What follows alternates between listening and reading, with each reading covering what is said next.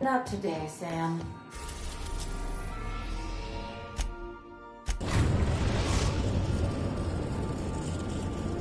We've reached HRS-1084, Captain.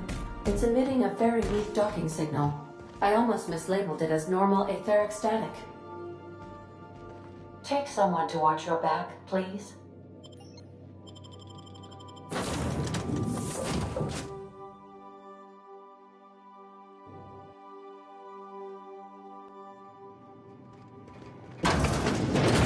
Nothing but the void here, Captain. I just as soon leave it cold, dark, and derelict. Shh.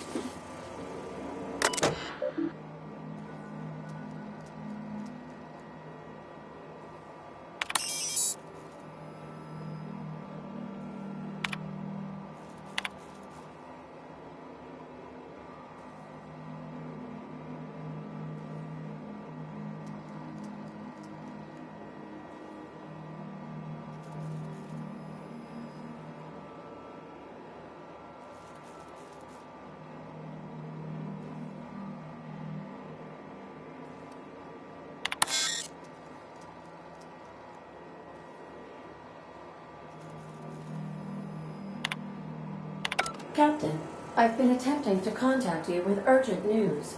However, communicational functionality was impaired due to the power outage. A UDL vessel has been tracking our position and just recently docked with the station. They are patching into the station's transmission lines now. I cannot stop. I've been waiting for this day since we tagged your ship in Cascadia, Captain. So glad we finally have this opportunity. My ship is docked with 1084. There's no escape.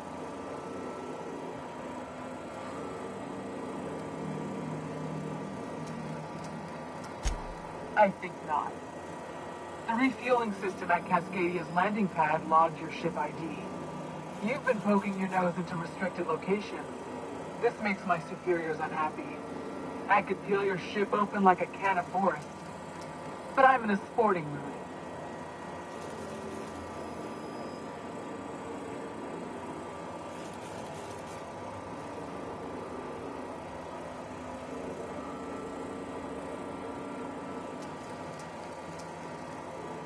I didn't say that. How did you gain access to that system? Stop it at once.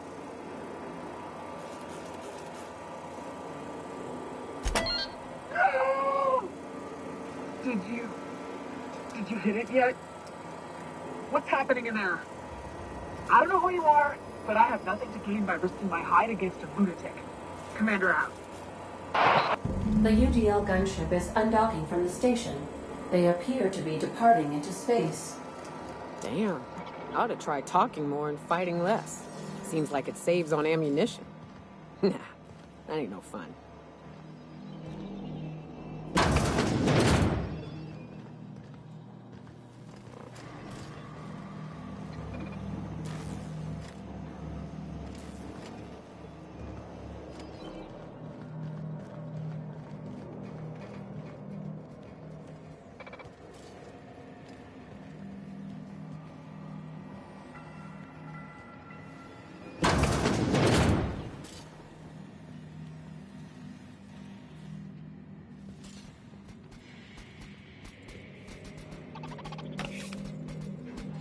Unexpected.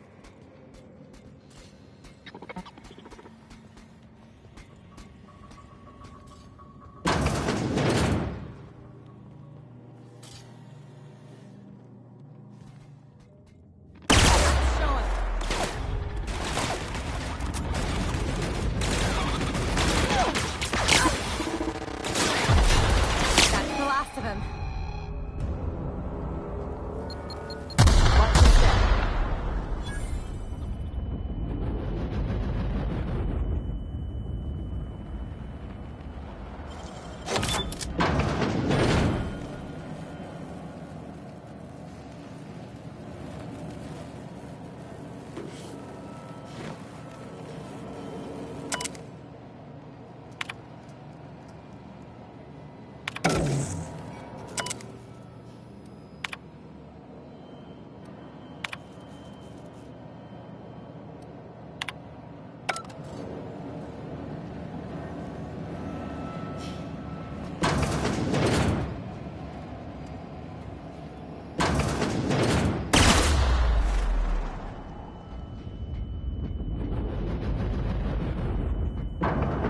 Halt.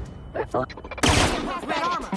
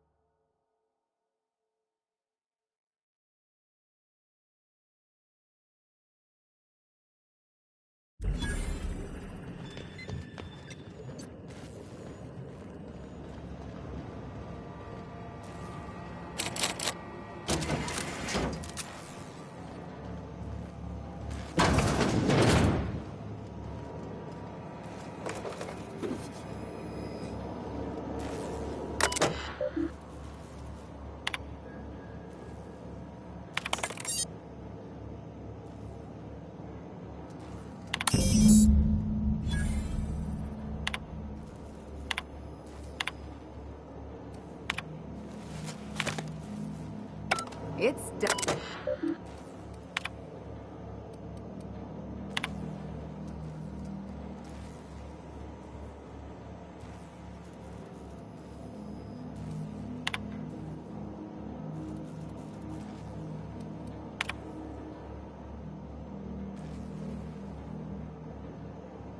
Suppose Sublight will thank us for this. I hope that thanks comes in the form of cash. Chartrand is that scientist, right? From Cascadia?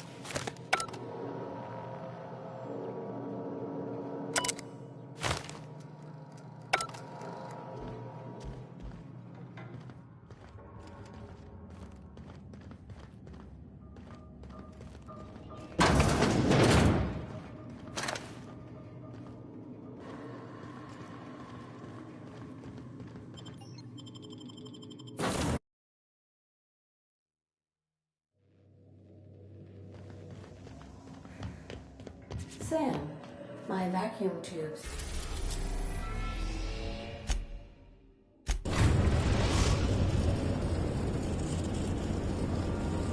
We've arrived at the groundbreaker. Status report. 13 jobs scheduled for area maintenance.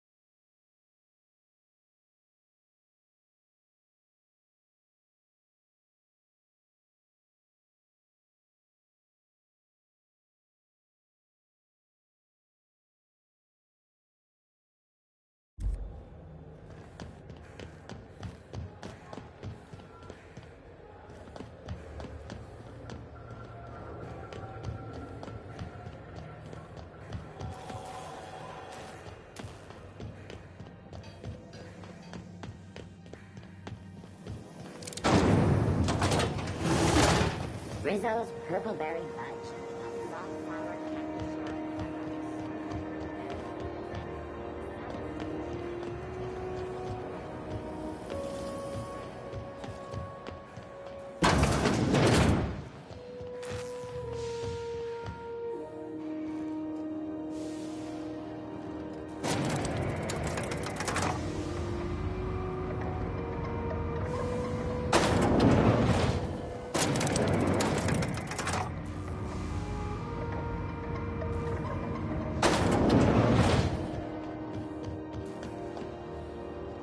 Finally, a base of our own. Soon we'll have eyes on every corner of the system. Well done, Captain.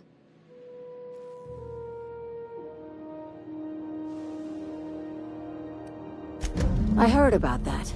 While my lawyers scratch their heads wondering how we deal with human salvage, I'm leaving the researchers in hibernation. Aside from the automated security, did you meet any resistance at the station?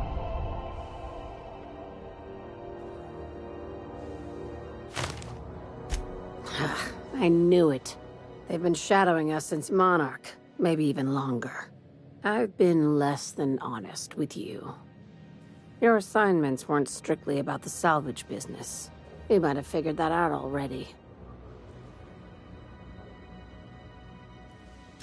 You have an eye for patterns. Good. We need more contractors like you. After the Monarch job, I started connecting the dots.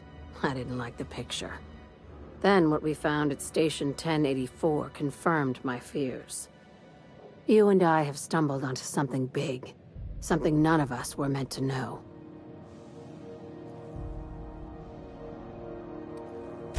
I'm thinking more along the lines of the sapient species paradox. Ask yourself why a skeleton crew was studying that Alta Vitae gas in secret. Ask yourself why stockpiles were hidden on a planet full of monsters.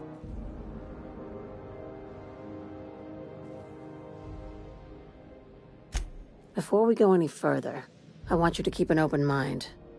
Can you do that for me, Captain? Aliens. I'm talking about aliens. They're the ones responsible for the deaths at 1084, and who knows what else. We have to put a stop to it.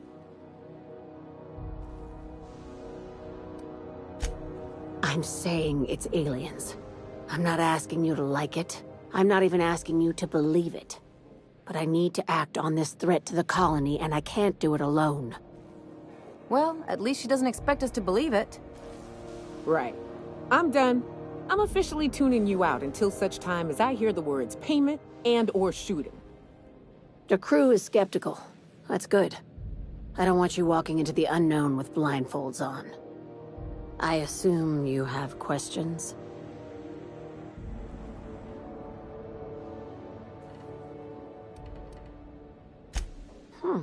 You took that better than I thought. Dr. Chartrand is the crooked psychopath behind the gas experiments. She sold out her species, and I need you to put a bullet through her skull.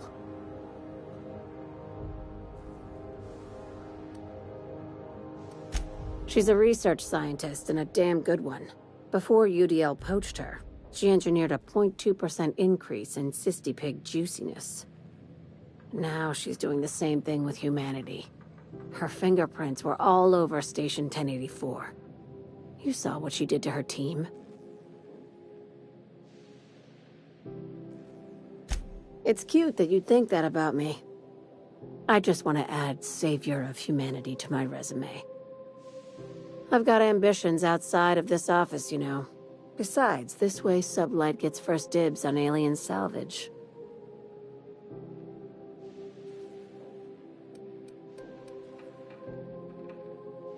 Do you usually come across innocent people trapped in suspension tanks? Because some of us would call that excessive. Remember, the tanks were just the shit she left behind. Just imagine the experiments she carted off to her next lab.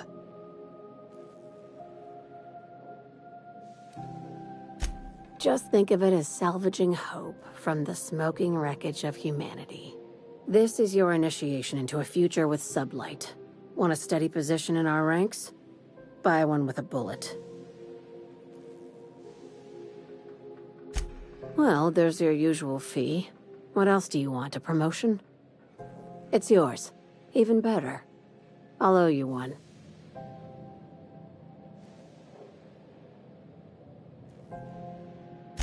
This keycard will get you through the front door of her Byzantium estate. Don't ask how I got it.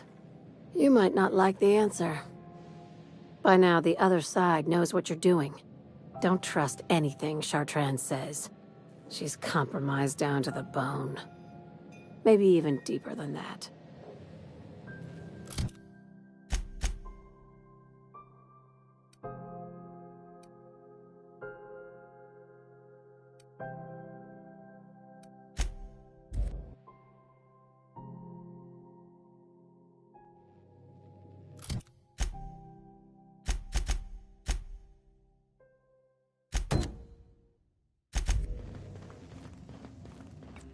I am a dirty, autonomous digital astrogame.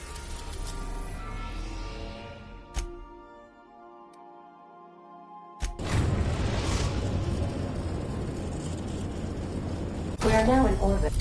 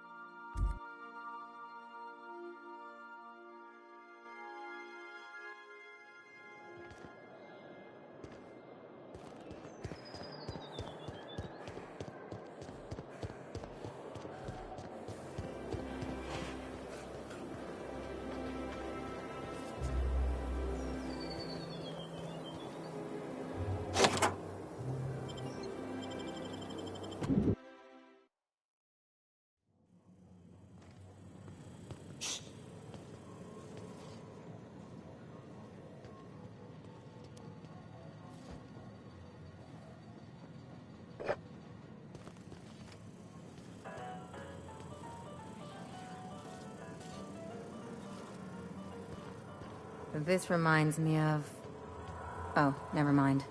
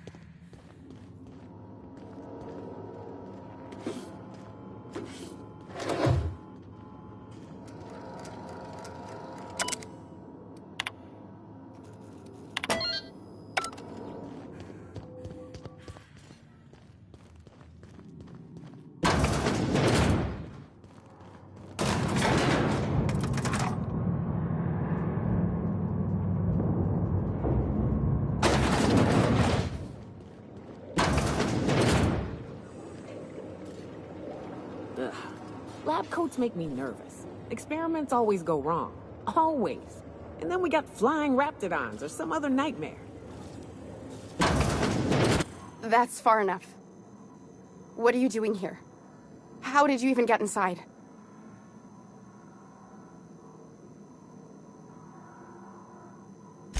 If anyone ever tries to off me, I hope they do it with the same professional courtesy.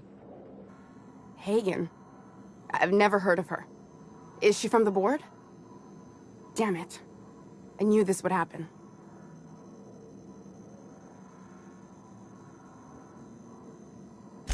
This is utter nonsense. I've never even been to Groundbreaker.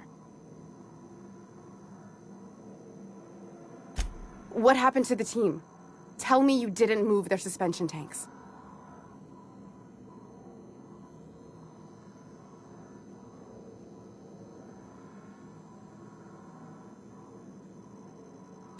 Small consolation.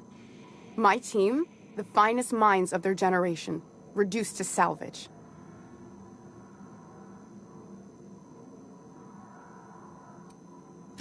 My what conspiracy? Let's talk about this. Please, I think there's been a crucial misunderstanding.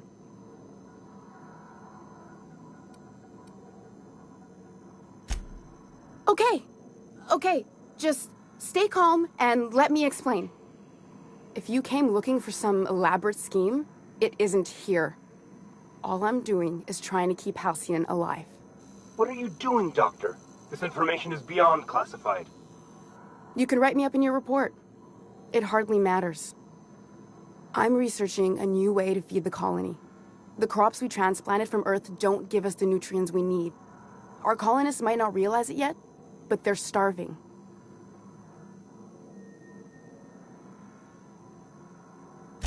The food we grow here barely sustains human life. The colony won't last under these conditions. So, the board let me approach the problem from a different angle. I believed that I could adapt humans to live on Halcyon's terms. That I could change us. Give us the ability to derive sustenance from the nutrients the food does have.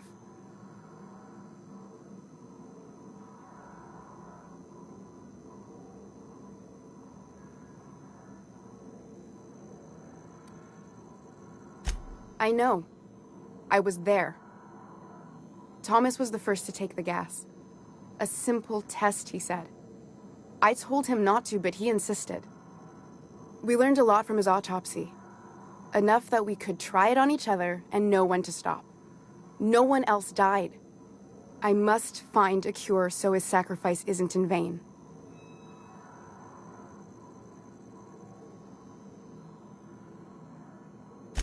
I wouldn't allow us to experiment on convicts or the unemployed. It's wrong, no matter what the law says.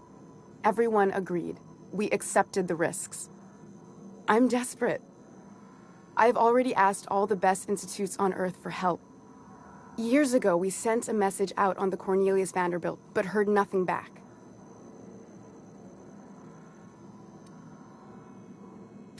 One of the two Earth Directorate assault cruisers, assigned to patrol the Halcyon system. It's been missing for over 2 years now. They never re-established contact after the skip to Earth. Of course, the board is keeping that under wraps. Imagine losing something with that many guns on it. That ain't a shock.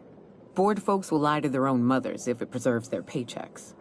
The board is uneasy about letting the colony know, seeing as half of their military force vanished without a trace.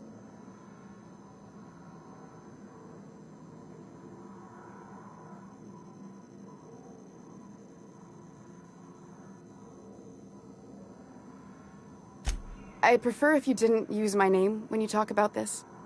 My contract has a list of very terrible consequences for breaking secrecy.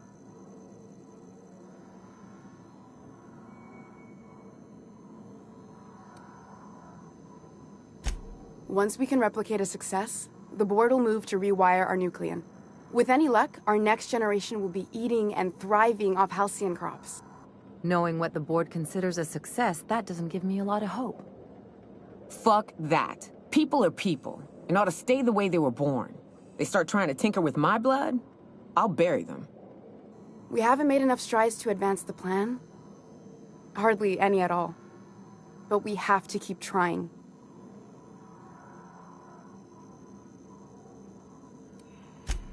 If I die, there's no one who can reproduce our work. Every sacrifice will have been for nothing. And we'll be no closer to a solution that feeds the colony.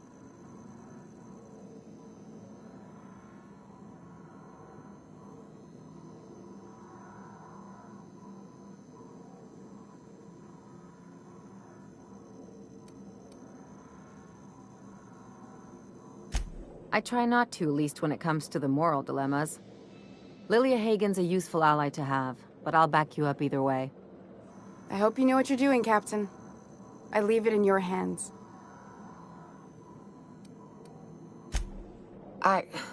Look, cold-blooded murder ain't easy on my spirits. But this, all this research, all these experiments, it's wrong. It's all void damn wrong. Everything I did was for the good of the colony. Consider that.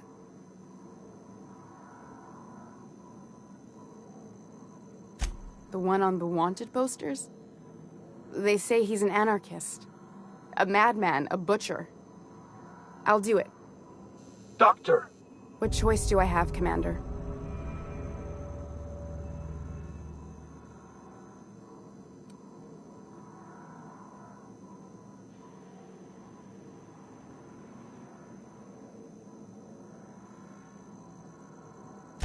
What kind of scientist would I be if I held to a promise like that? I need to get out of here. Phineas can contact me when he's ready to work together. For now, I'd better pack up the lab and head somewhere discreet. Not so fast. Captain, what you just learned is beyond your clearance. Hell, it's beyond mine. Give me one reason why I should let you walk out of here alive.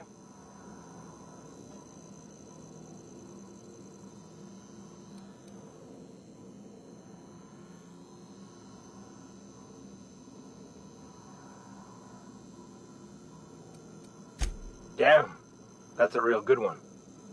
Now move along. The doc has a lot of work ahead of her, tidying up and such.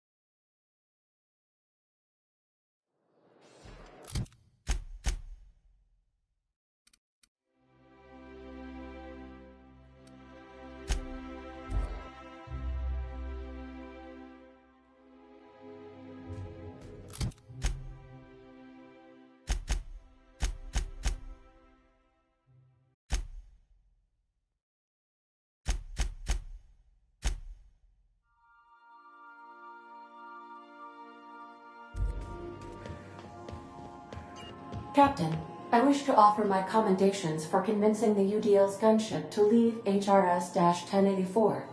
I did not favor the idea of being stripped and sold for parts.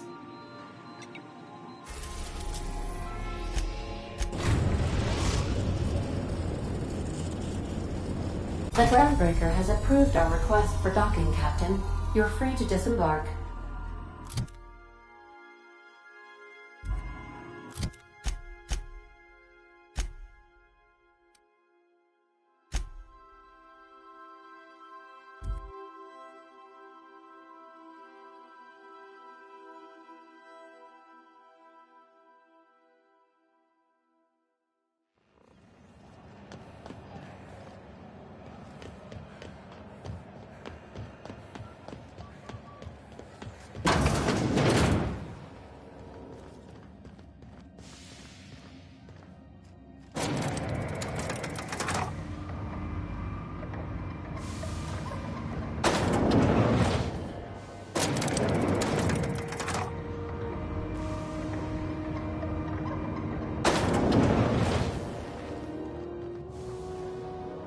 Is it done? Well, damn. Contractor grew a conscience. As your employer, I'm both angry and disappointed. I'll add that to your file. Technically, I owe you an exit interview. Care to justify your betrayal of our species? Or are we finished here?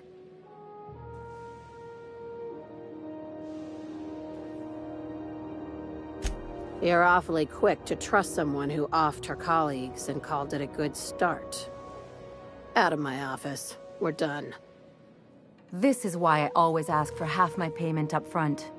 I like her, Captain. Let's go before we have to paint this office with her blood.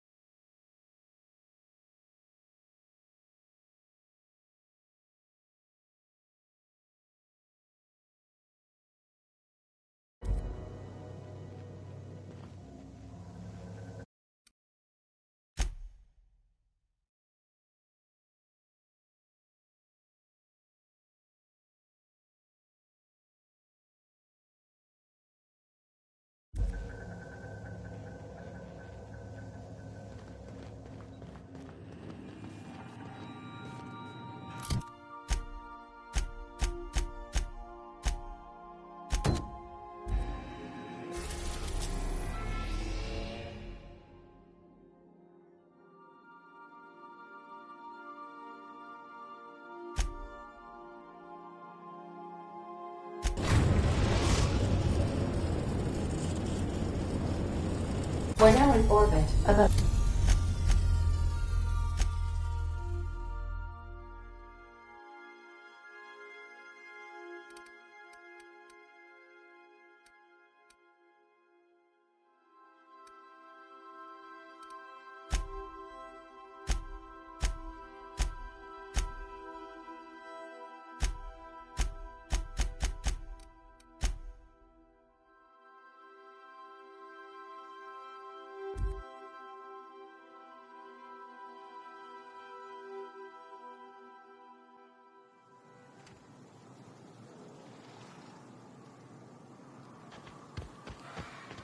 Why do people make such a big thing out of hiking?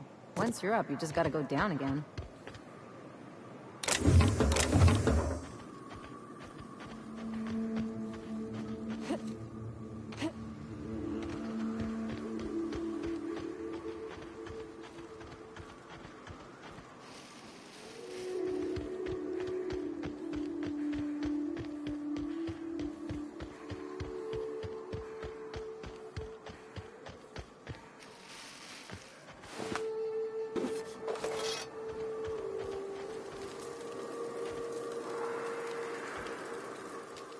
Hey, Mannequin Slayer! Glad you made it in one piece. After all, not everyone's so lucky.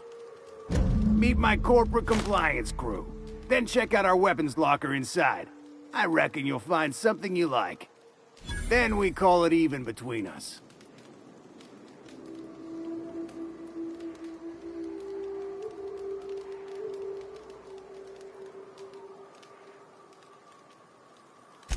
We were hired to do so, why else? You did get the memo that we're mercenaries? Our client's a bit unorthodox, sure. He calls himself the broker, and prefers the glow of a terminal to flesh and blood interaction. But I can't fault his work ethic. Our current gig's to stop, by means of lethal force, any creatures exiting the caverns, including but not limited to marauders, iconoclasts, and agents operating for the MSI. The corporate model is the oldest and most efficient, not to mention stable structure history has ever shown us. Plus, corporations got certain rights not entailed to individuals. I lead the C3s. Addie covers our payroll and expenditures, Lance handles the human capital, and Donald is our charming public face. Our system works. We've racked up more confirmed kills than any other crew you can hire. Can't imagine the competition. The best is the best, lady. That's all there is to it. Wow, that was a bit presumptuous, don't you think? We were still debating as to whether we're contractually obligated to take out those marauders. And here, you've undercut us. We have an image to uphold. Our services are deservedly expensive. Now, I shall have to pay you so that future clients continue to recognize the value of our work. We'll just say you were a subcontractor. Yes, that'll do. We exercised our finest judgment in hiring you, you know?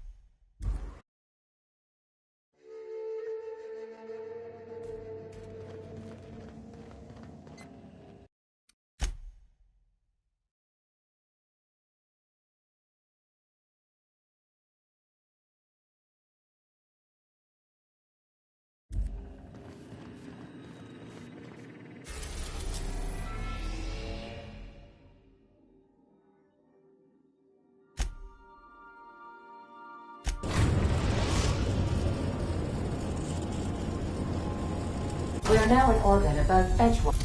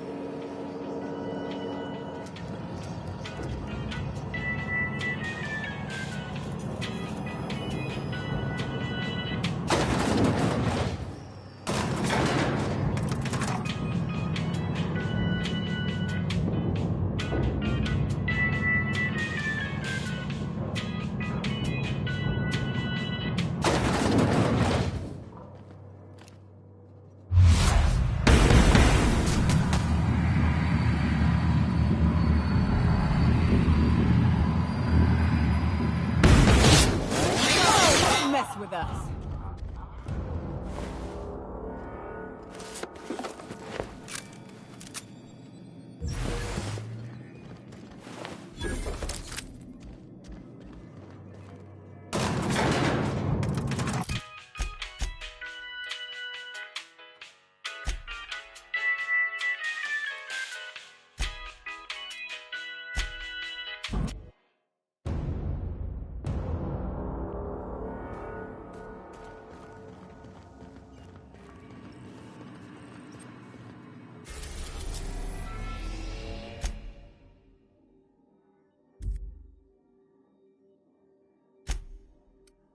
We are now in orbit above Byzantium, Captain.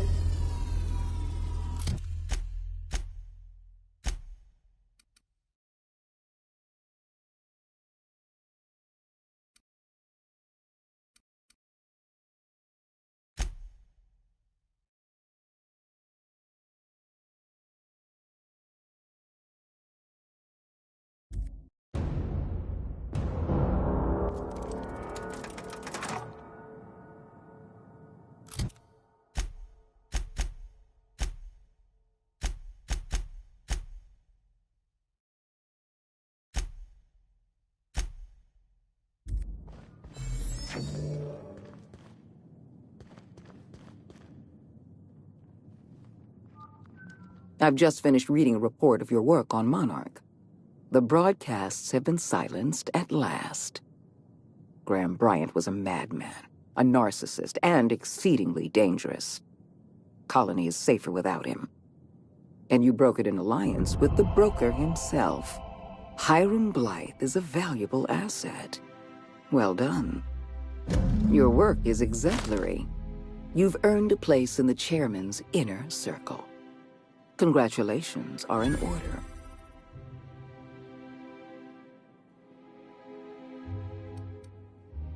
No, I haven't been watching you. I've been reading reports of your work. You're better than an adventure serial. Now we introduce you to the chairman's plan. Turn your eyes to the screen. Good afternoon. I'm Chairman Rockwell, and I'm here to address a serious issue facing us. As you all know, our colony has been successful beyond our wildest dreams. Unfortunately, we've recently discovered that our food supply will not be able to sustain Halcyon's population in the long term. Everyone will die. Everyone will slowly stop living from malnutrition. But we're doing it together, and that's what matters. I fucking swear, if someone doesn't give me something to read that will placate the masses soon, all of you will find yourselves violently unemployed. But I can assure you there's nothing to fear. We've got a solution. It's called the Lifetime Employment Program. We will freeze most of the colony to preserve resources, while the best and brightest of Byzantium continue living in prosperity. Look, you idiots! How many times do I have to tell you we can't say shit like that? Fire whoever wrote this! While Halcyon's brightest minds solve the problem of our nutritional shortage, the rest of the colony will be placed in suspended animation. Individuals will be revived on a rotating basis, so that every Halcyonite can be part of the important work of saving our colony. By testing paperweights. Sorry, couldn't resist. Let's go again. And someday, in the not-too-distant future when we've solved this crisis, we'll all be back together again working for the good of Halcyon. Until then, the board shall provide for the deserving just as it always has. So, obey your supervisors, take your vitamins, follow your corporate-mandated grooming rituals, and rest assured with the board on your side, there is nothing to worry about.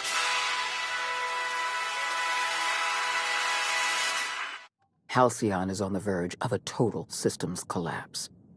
The truth is ugly and difficult to accept, but we must accept the truth before we can move forward. Malnutrition is already a problem.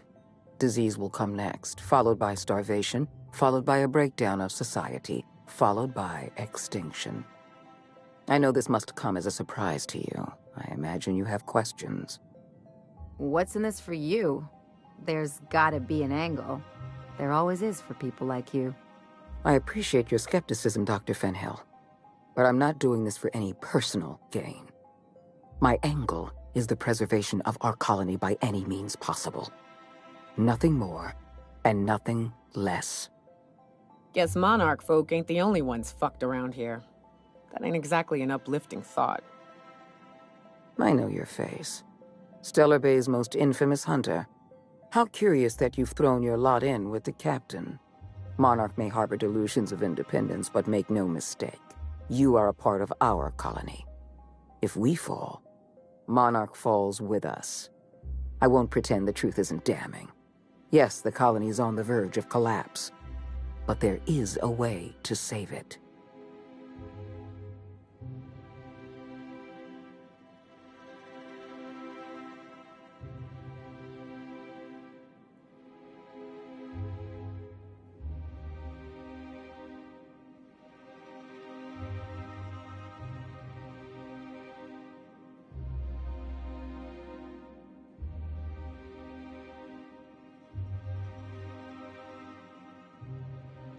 We need to talk about Emerald Vale.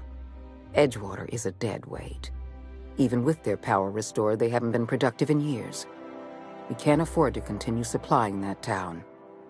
Edgewater needs to go. I want you to wipe the town out. No survivors. I get that you board types are all about efficiency, but isn't this a bit much? I'm asking your captain to amputate a rotting limb from the colony. I'd expect you to understand, Dr. Fenhill. I will hunt beasts until I'm out of ammunition, and then I'll fight a good long while after. But I am not about to mow down a crowd of innocent people. Then I suggest you find your courage, or pretend you're hunting beasts. Now is not the time for half measures, Captain. I need a decision from you.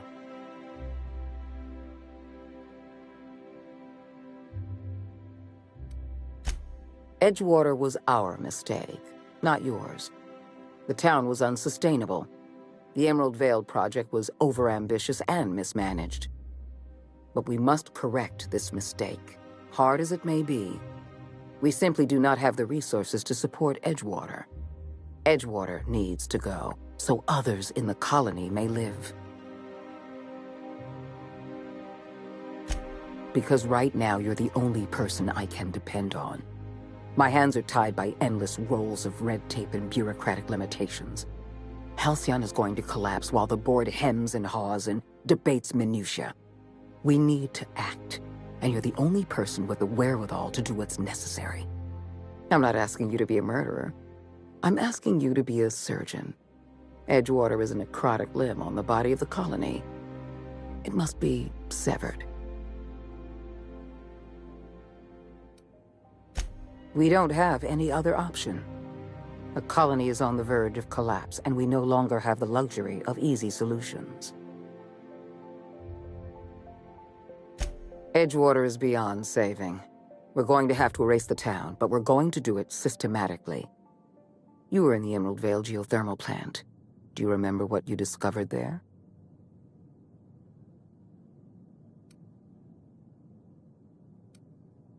I'm going to need you to listen carefully because I'm about to use a lot of big words. At least 2. There was an accident at the Emerald Vale geothermal plant many years ago. Automechanicals turned hostile and slaughtered the plant's workers. Tragic, really. In fact, Spacer's Choice manufactured the incident for an insurance claim. They outfitted their mechanicals with a termination protocol, which is exactly what we need. The insurance claim has been locked in committee for years, but the individual responsible for the accident was promoted for lateral thinking. I'm arranging for a delivery of mechanicals to Edgewater. These mechanicals have been equipped with the same termination protocol, which must be activated from a terminal in the plant. Once the mechanicals are finished cleaning out Edgewater, I'll need you to go in and clean out the mechanicals. Understand?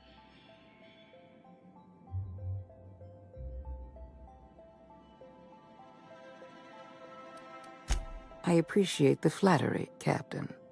One last thing. Spacer's Choice sent a team of soldiers to investigate your little misadventure in the geothermal plant. Tread lightly.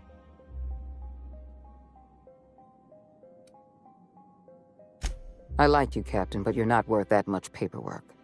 I prefer keeping our relationship strictly off the books. Report back to me when the job's done.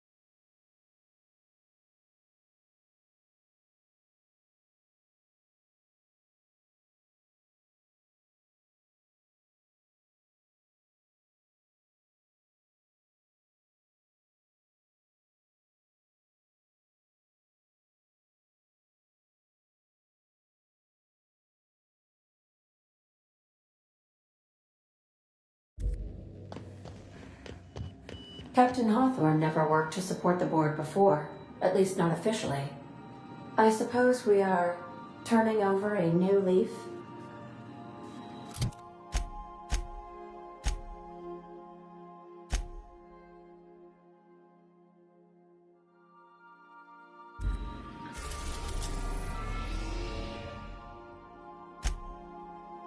Captain, I'm receiving an urgent docking request from another vessel.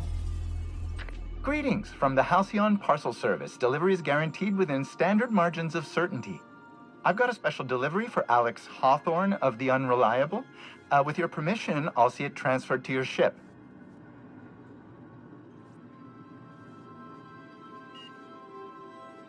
With alacrity. Stand by, Captain Hawthorne. An HPS certified distribution technician has deposited the parcel into your cargo hold in accordance with hazardous waste disposal procedures.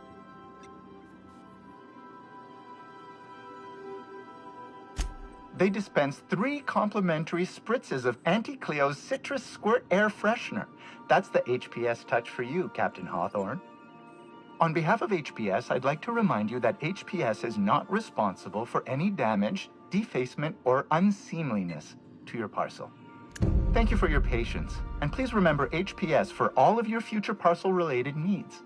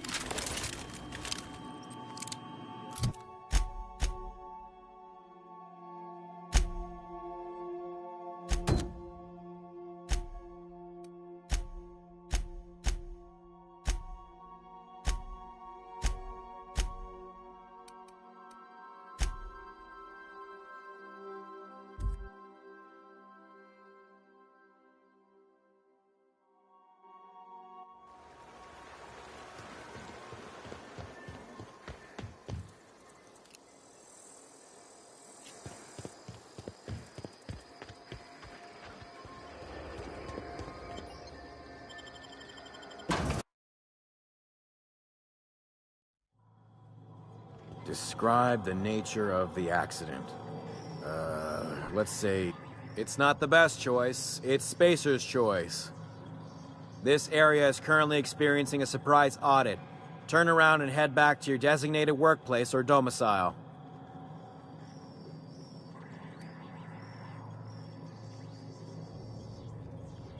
Damn it. You're with our claims department, right? I told those idiots to call me the moment you landed. Don't let me get in your way. Go on through.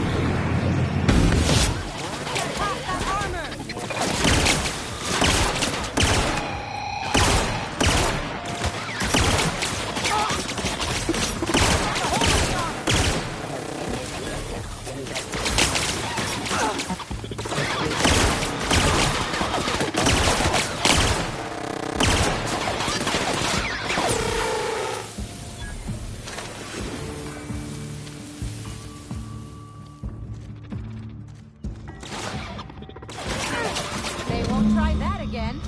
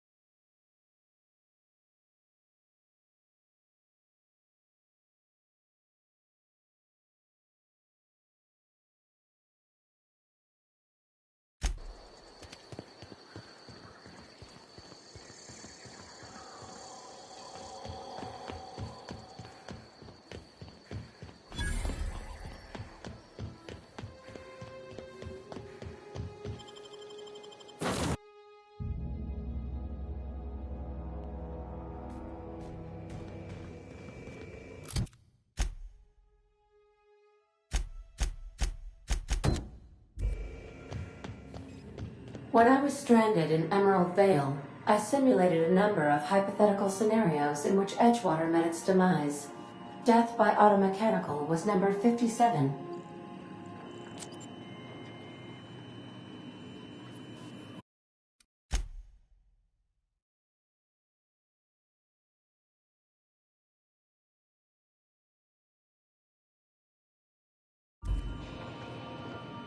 Welcome back, Captain. How can I be of assistance? Mm-hmm.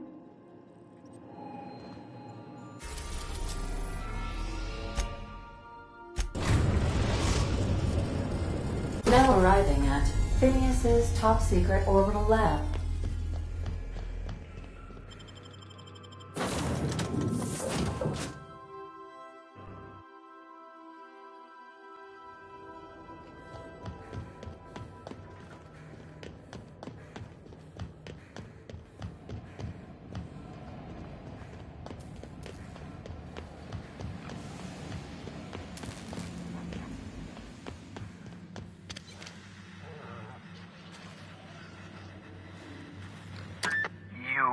I'd clap you on the shoulder if I weren't behind a wall of bulletproof glass. I don't know how you did it, but Hiram Blythe just sent me everything I needed. According to Hiram's message, Minister Clark has ordered a suspicious amount of dimethyl sulfoxide. It's almost as if he's hoarding the colony's remaining supply. Typical elitist, hoarding supplies during a time of scarcity. Once I have those chemicals, we can revive the Hope's colonists and put some decent people in charge. So, good news. You're going to Byzantium and stealing those chemicals. Exciting.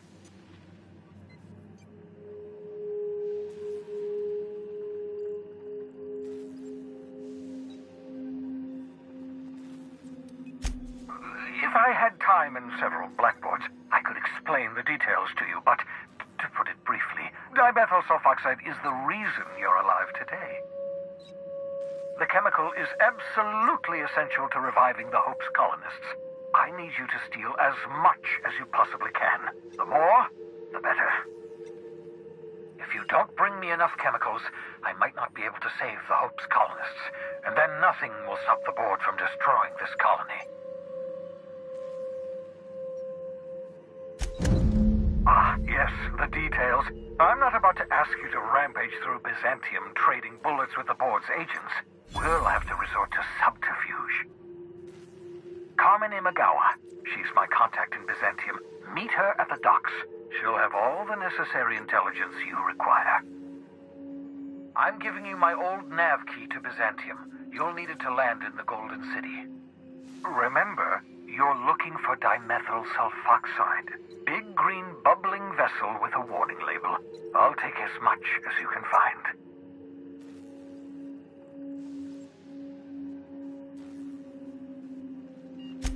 You can trust her if that's what you're asking. Imagawa is the finest special agent in Byzantium that money can buy. My money, anyway.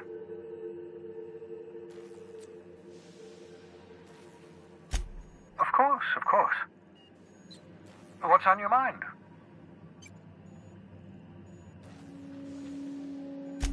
Never know what being frozen did to your brain. There's always a chance you might turn violent. I've no desire to end up like Dobson. Regardless, it's quite comfortable in here, you know. I have my beans, have my caffeinoids, plenty of toilet paper. Absolutely. Let's talk. Oh, goodness, no. I wouldn't survive 10 seconds in the blackness of the aether. Well, no, I imagine I'd last at least 12 seconds before I'd lose consciousness and die of hypoxia.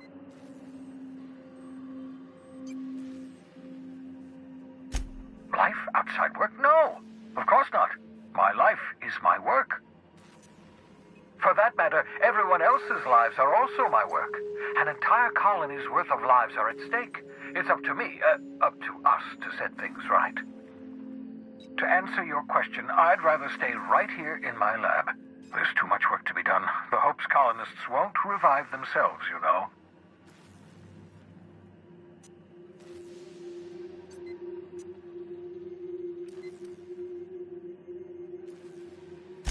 Remarkably well.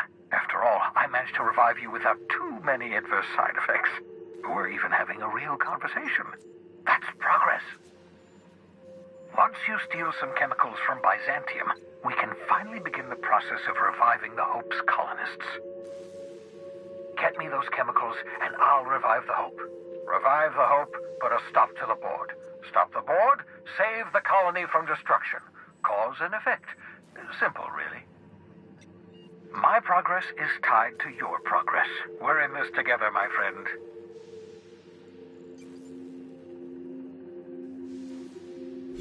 I'm well aware of your scientific acumen, but you're far better suited to working in the field than I am. Leave the blackboard work to me.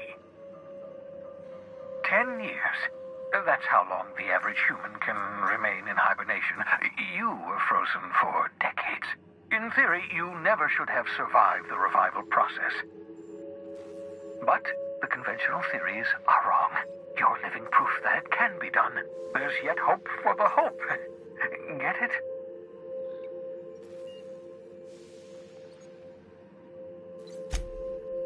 I see. Well, never mind. Let's just pretend it was hilariously witty and move on. I'd best get back to work. I can feel my last dose of caffeinoid fading.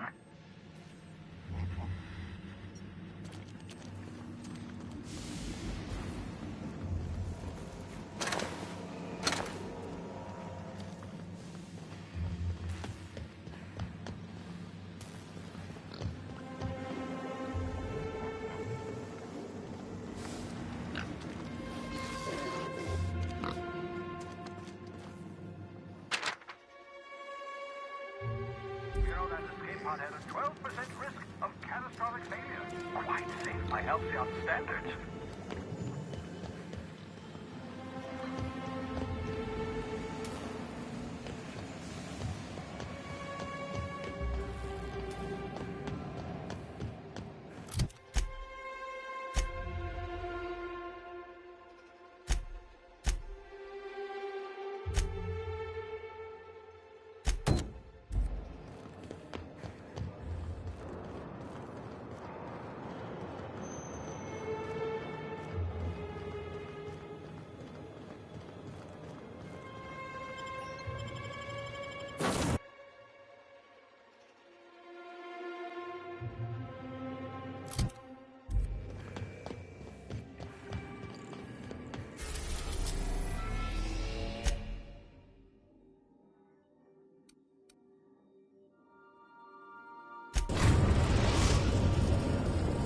are now in orbit.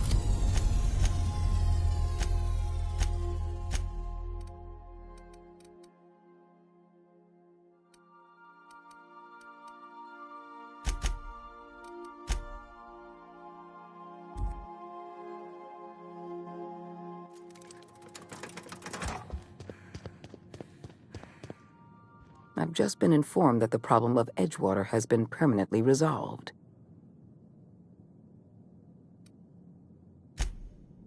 I know, but you acquitted yourself with honor. You performed your duty, as hard as it was. You should be proud of yourself, Captain. You're on the verge of making history. There's just one last job I need you to do for me. I've made arrangements for you to journey to the Hope. You will board your former colony ship, reactivate its navigation systems, and skip the colony ship into orbit around Tartarus. Once the Hope is in position, we will have everything we need to begin healing the colony.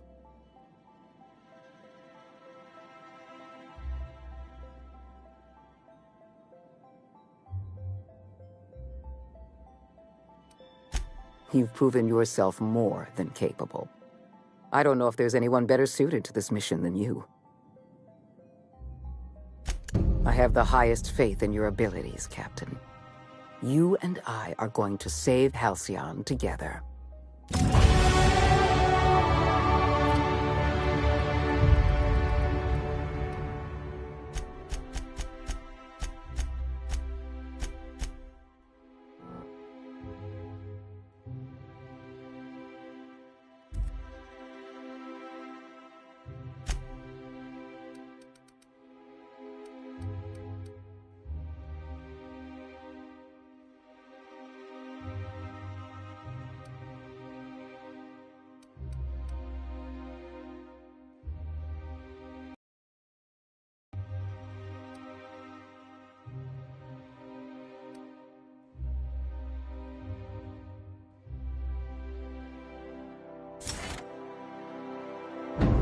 Plus colony ship and skip it across the system. What could go wrong?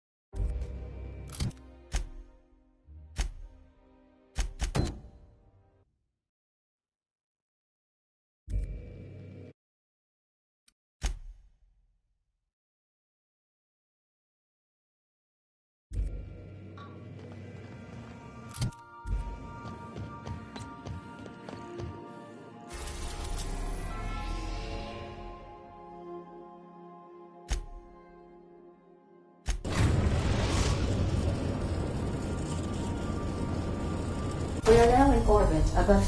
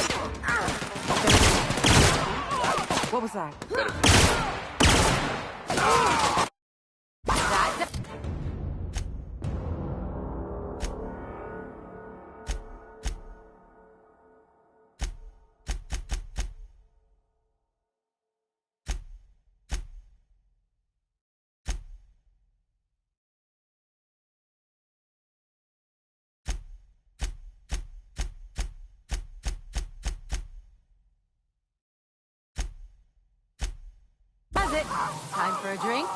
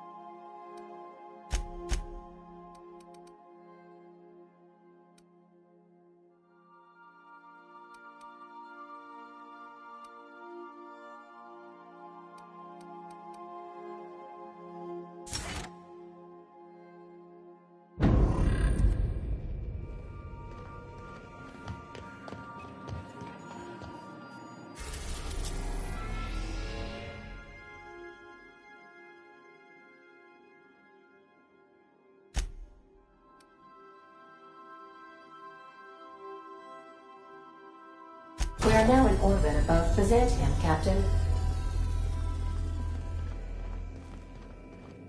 Remember that you are not insured.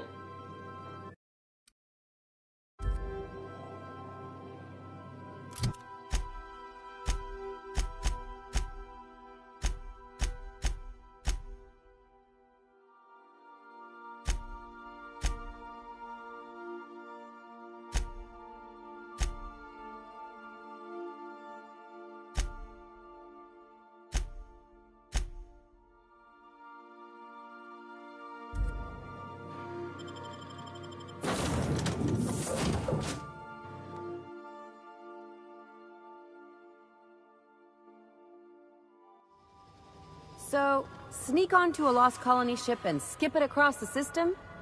What could go wrong?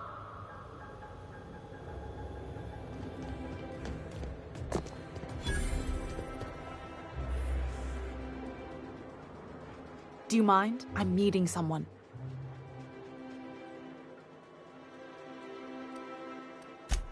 Oh. You mean I'm supposed to be meeting you? Yeah, you're looking to make contact with Minister... Magpie, right? I should warn you, it won't be easy. He spends most of his time in his estate, which is heavily guarded.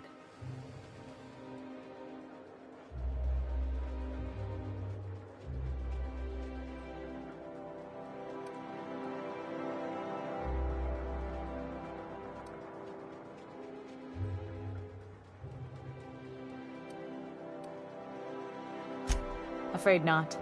He almost never leaves his home, and his guards never leave him. Whoa, I'm not one of your B&E specialists. I just provide intelligence.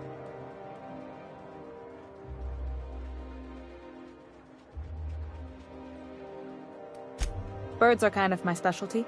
Codenames, too. But I can give you some information. Some of the guards hang around Billingsley's House of Inebriation between shifts. That place is still open? I used to study there during medical school. Maybe you could do some reconnaissance there. You know, swipe a key while nobody's looking. Just remember, you didn't hear it from me.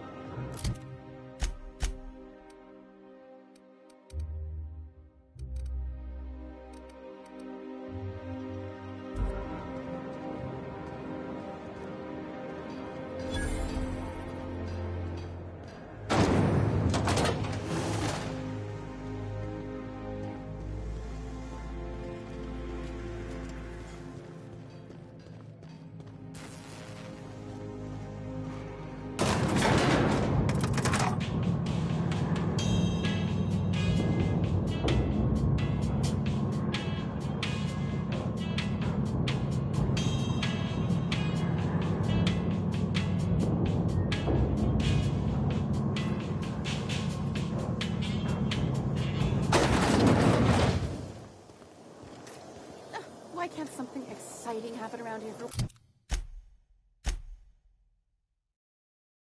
once?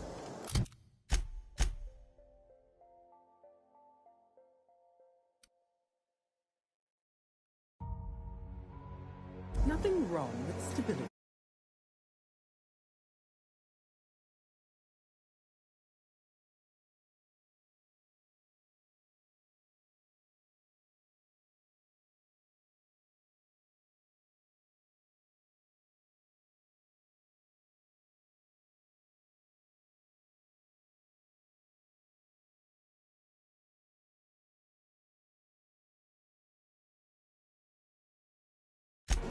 It means everything's running well.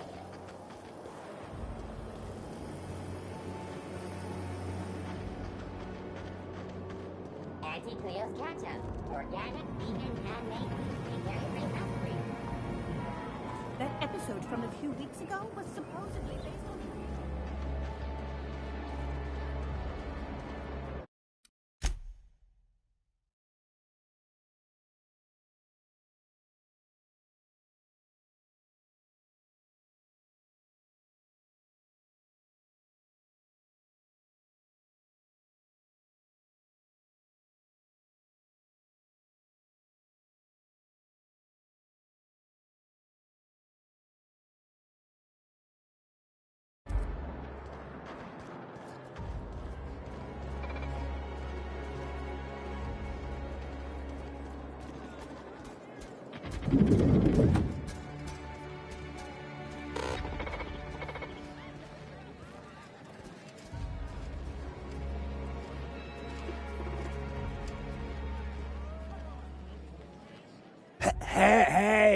Hey, stand back.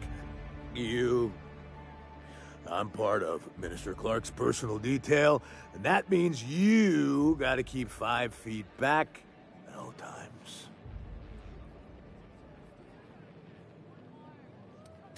Yep, you're looking at the Minister's newest personal guard.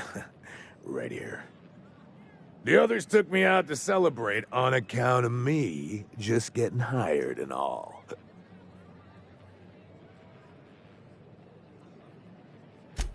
He's basically the most important person in the colony, which makes me the most important guard in the colony.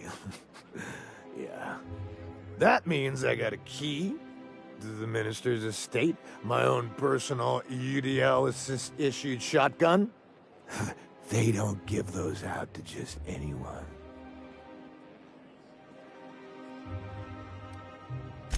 That's right. Not just anyone is allowed to have a key to Minister Clark's residence. It's all very high level.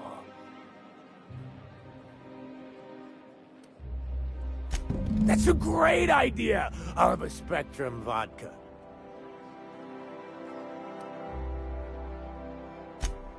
Here's to me. Hey, you are really great. Have I told you that? We should be friends.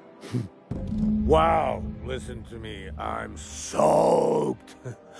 I should probably slow down before I'm face down on the tile somewhere. Who am I kidding? I could have another. You got another?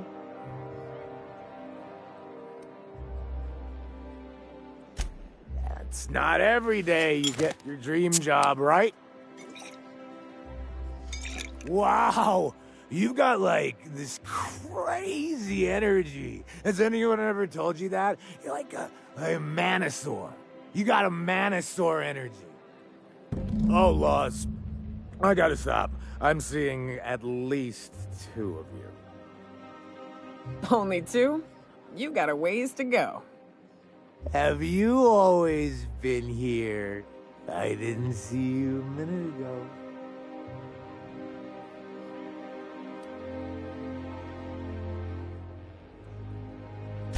I really shouldn't. I'll have the worst hangover tomorrow if I don't stop. Nonsense. You've got another in you. Doctor's orders. Guess I can't argue with that. Ugh. Was that one supposed to taste like purple berry crunch? Or am I just tasting breakfast? I don't feel so good. I think I'm gonna be sick.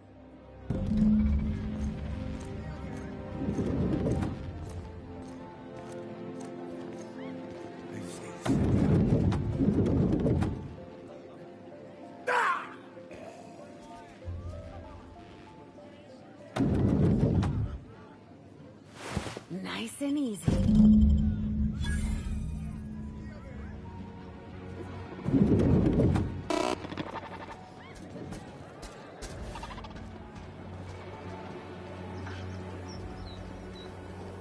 I love this engine.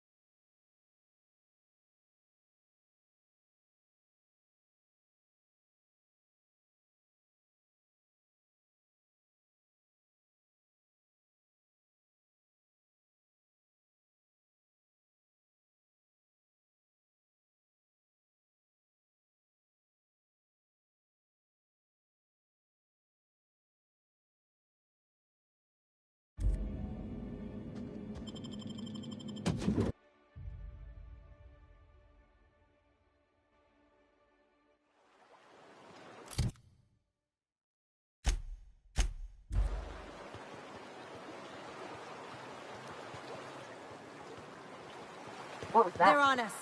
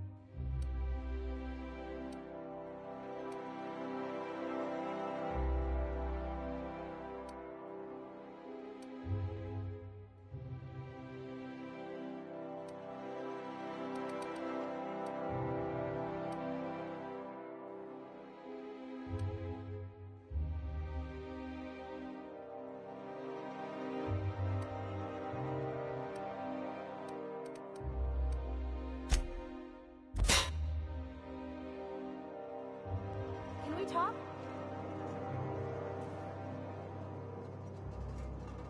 What's up?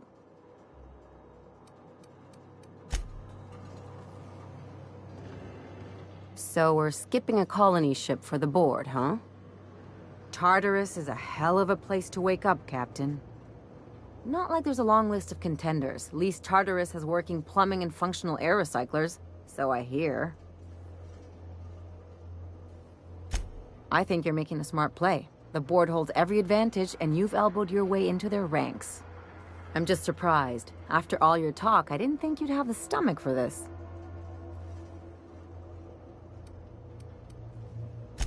I can take a hint. Where do you think this is headed for everyone else, though? You think the board's gonna pull Halcyon out of its tailspin? I don't know about that. I've never been one for long-term thinking. In any case, say the word and I'll be right behind you. Or beside you. Whichever. Anything else?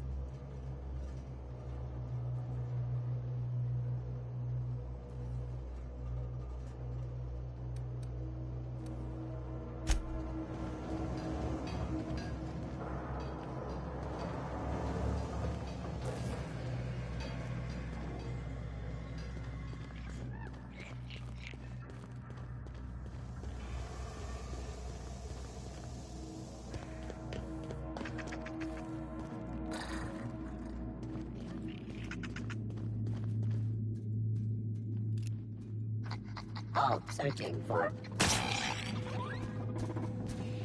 unexpected sweep. They're on handle this.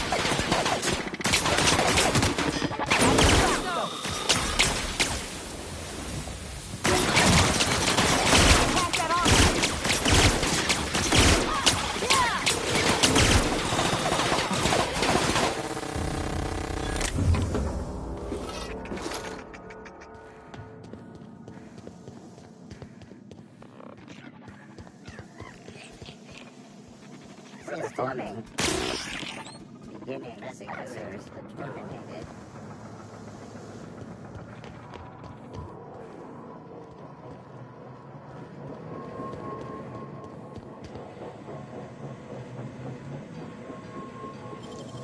Great work.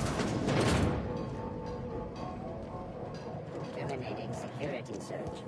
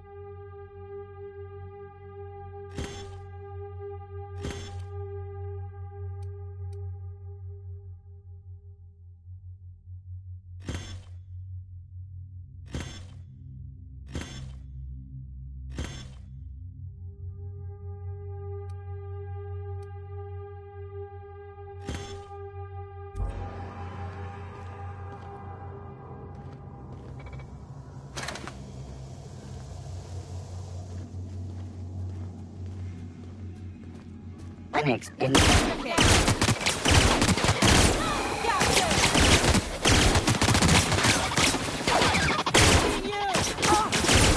Clean this up, right?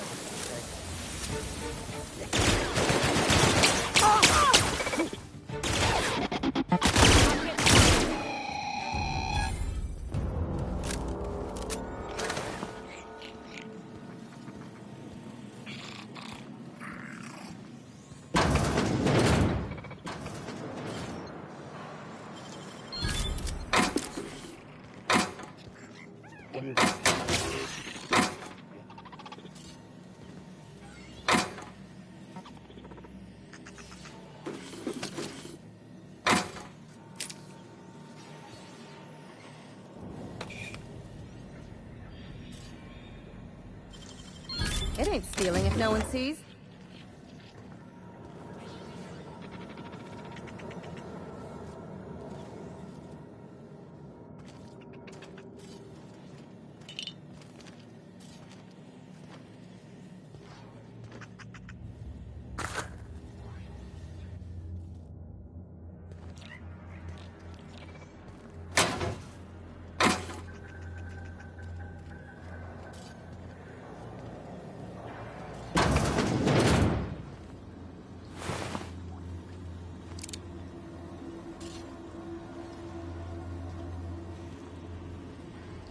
Nice and easy.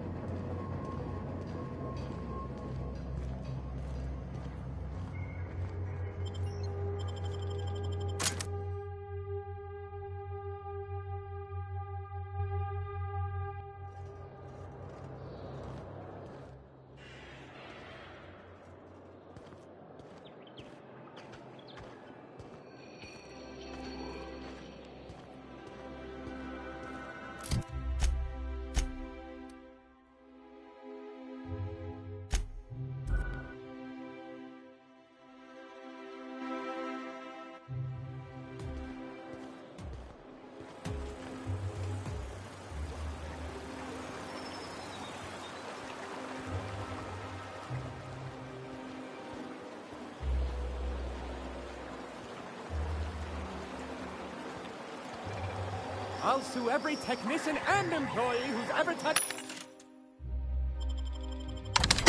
this damn device. Don't they know who I am?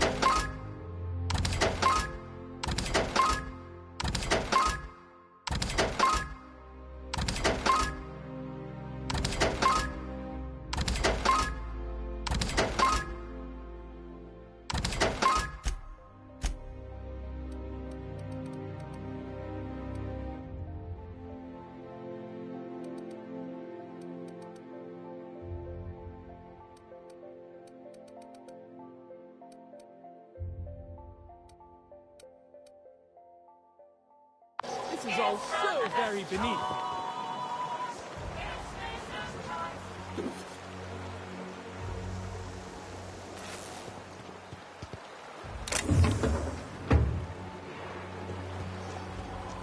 What's gone into Bachmeyer?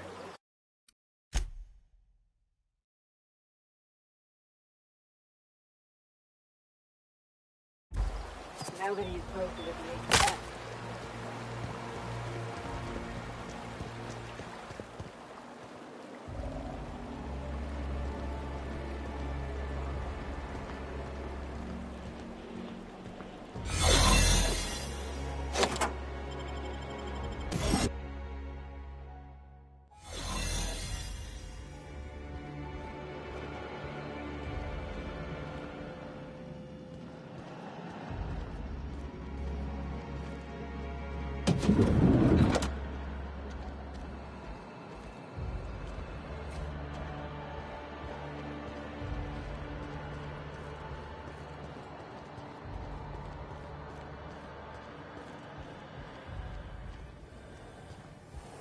Looking good, soldier.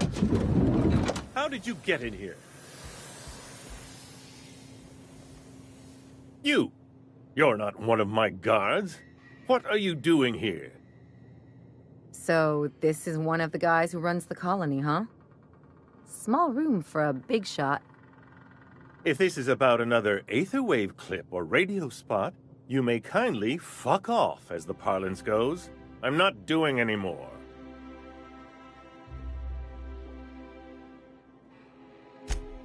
Drugs, of course. What else would it be? I don't have any drugs. You should try a vending machine or a purveyor of curative goods. I don't know if our chemicals are here, but this guy is definitely not. Will that be all, then?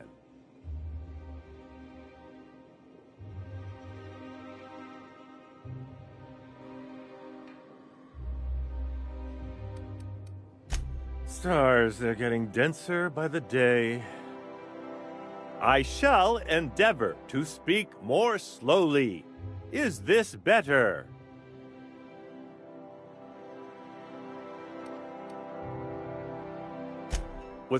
Was that a joke? Sarcasm, even? Oh, this is such a relief. You've no idea how long it's been since I spoke with someone intelligent enough for irony.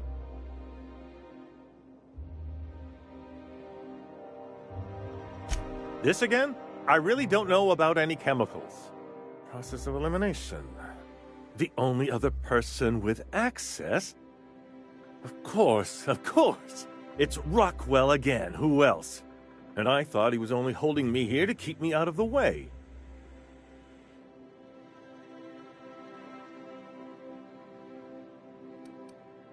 You are a quick study, indeed. I've long suspected Rockwell of transacting business in my name, but this proves it.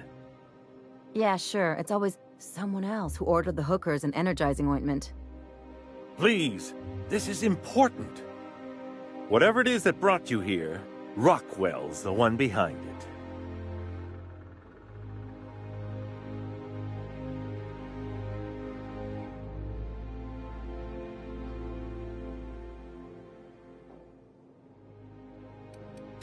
How should I know? I've been under house arrest for years. But there is a way to find out, and perhaps to set things right. Whatever Rockwell's doing, he'll be doing it from the HHC headquarters. Your best lead is to look for details in his office. This colony's problems have always seemed to trickle down from the top. If we're set on fixing Halcyon, that's as good a place as any to start. Exactly. And fix it we must. We really gonna do this? Getting involved is a messy business, and it rarely pays. This is about more than bits. This is about the survival of the colony. If you don't help, who will? Why, this is starting to sound like an issue of Dissident Hunter.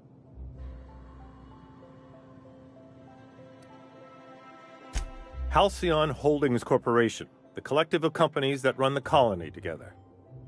Allegedly in partnership with the Earth Directorate and appointed Minister of Earth.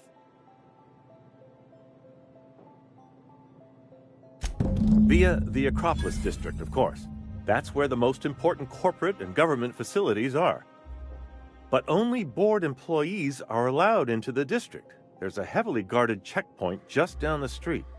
There might be a route through the maintenance tunnels, but I'm afraid I don't know specifics.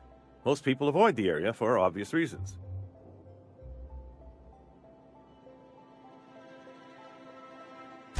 When you reach the HHC building, this access card should get you up to the executive suites, where the chairman's office and what used to be my office are.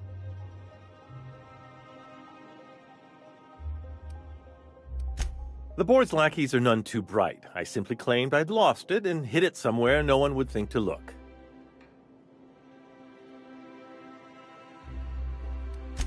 I merely hid it in a book. No one reads anything longer than a few pages around here. There are a few advantages to dealing with imbeciles. Wait! Rockwell has one of the only terminals capable of transmitting to the Earthbound message drone. This is our chance. Please, take this and transmit it from his office. Rockwell hasn't given me any messages from Earth for years. He's desperate to keep me out of contact with the Earth Directorate. But they need to know what's happening here.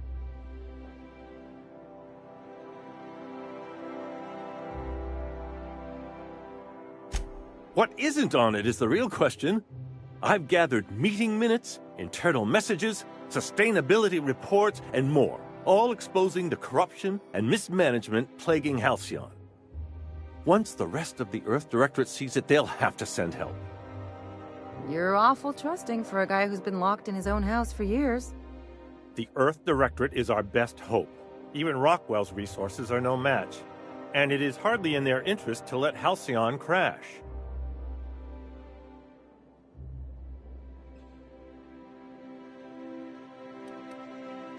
Depending on the nature of their response, months at least, perhaps years. Organizing and sending personnel all the way out here is no mean feat.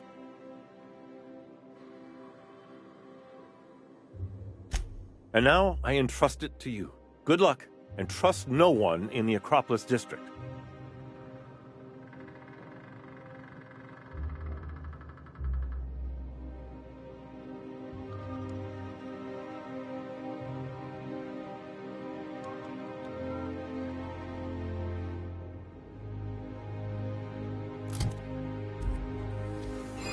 What?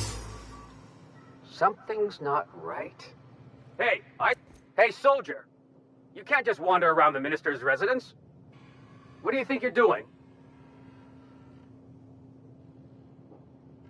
Me? I'm watching for suspicious activity.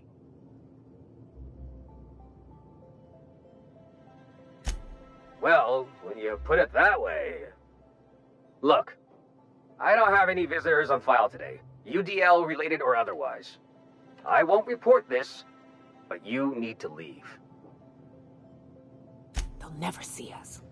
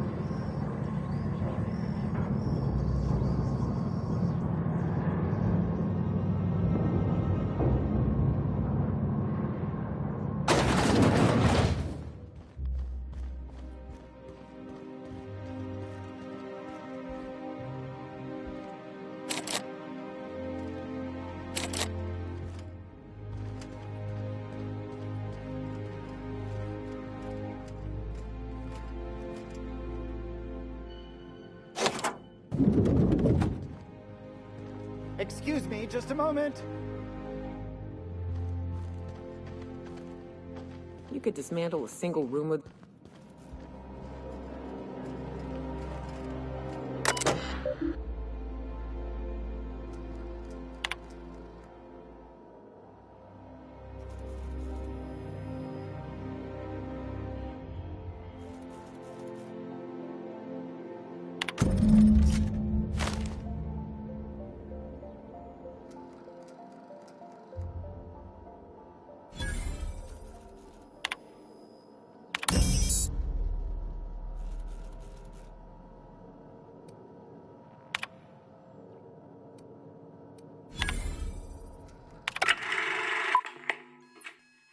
Good afternoon. I'm Chairman Rockwell, and I'm here to address a serious issue facing us. As you all know, our colony has been successful beyond our wildest dreams. Unfortunately, we've recently discovered that our food supply will not be able to sustain Halcyon's population in the long term. Everyone will die. Everyone will slowly stop living from malnutrition. But we're doing it together, and that's what matters. I fucking swear, if someone doesn't give me something to read that will placate the masses soon, all of you will find yourselves violently unemployed. But I can assure you there's...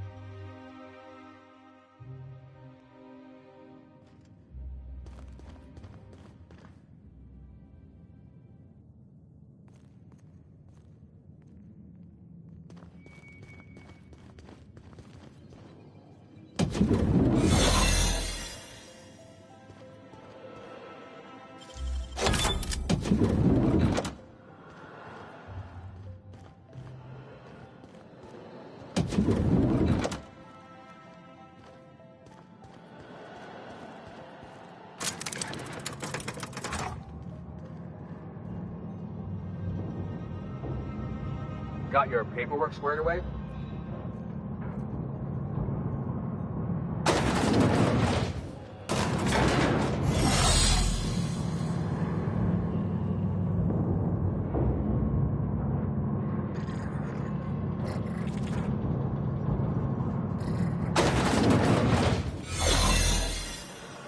What's this I hear about you ordering more tests performed with sample 4157? That backfield. Let the record show that subject 23K's cause of death is cerebral vascular incident brought about by a ruptured aneurysm.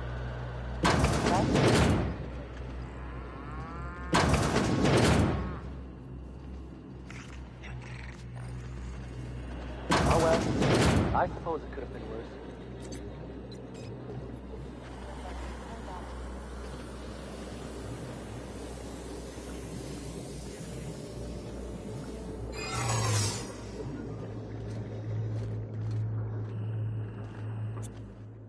No visitors allowed, citizen.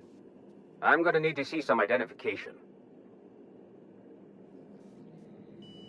What?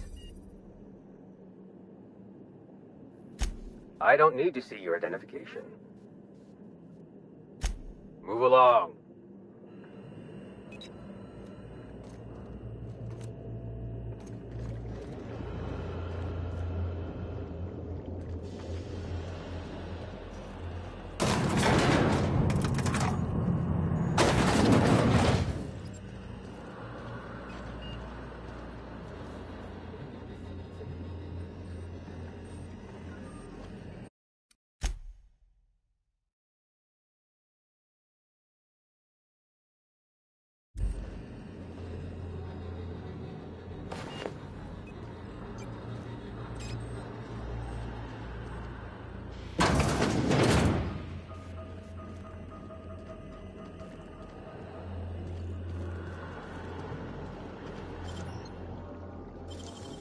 Damn, that's a nimble fingers, Captain.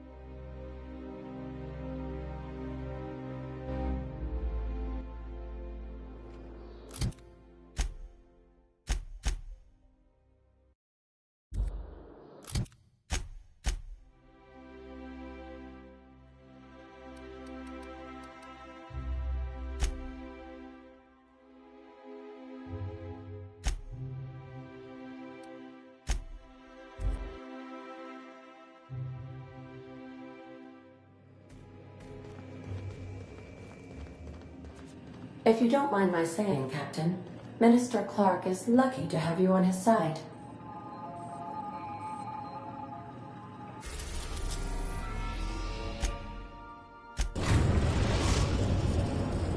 We have successfully arrived at Phineas's orbital lab, Captain, and we are still in one piece.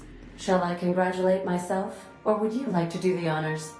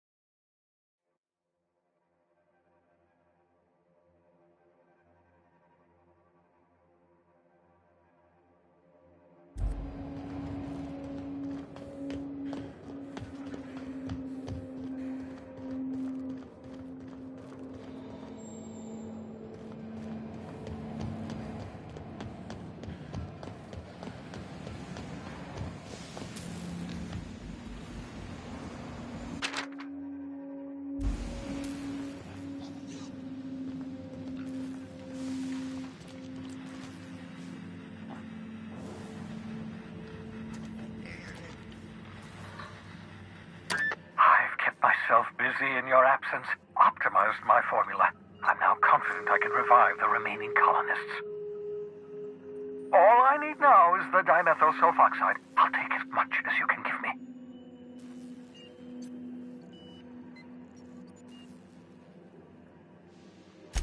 What? Oh, yes, well, that's obvious. Anyone with 2 working labs can see this colony's slouching toward oblivion. Why do you think we've been doing all this? I revived you to help me save Halcyon from annihilation.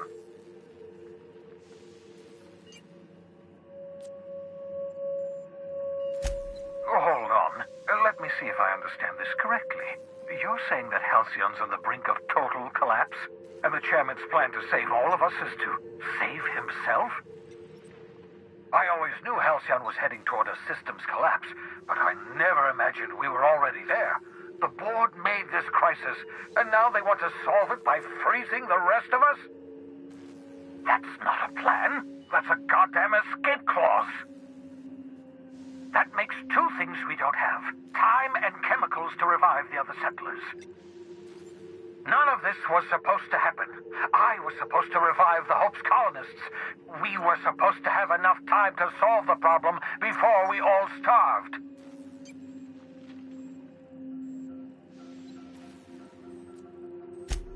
Human test subjects. Oh, that's grotesque. That's unthinkable. That's exactly what I'd expect out of the board.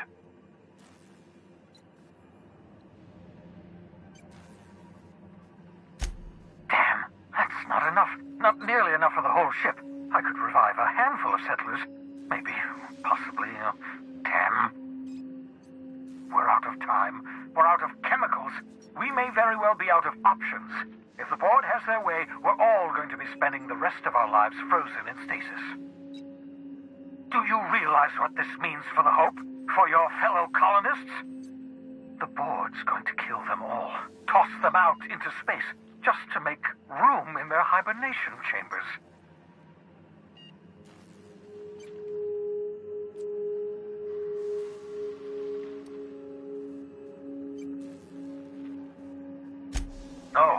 No, it wasn't. We have... Well, let's see. We have at least some of the chemicals. We have your ship, and we have you.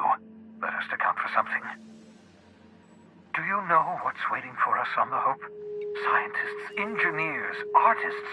The brightest minds Earth ever sent us, uncorrupted by the board. The board's going to dispose of them all and transform the Hope into a prison for the rest of us. They're likely on their way to the Hope as we speak. We need to get to those colonists before the board. I have enough chemicals to start reviving a few of them, but no easy way to get them off the Hope.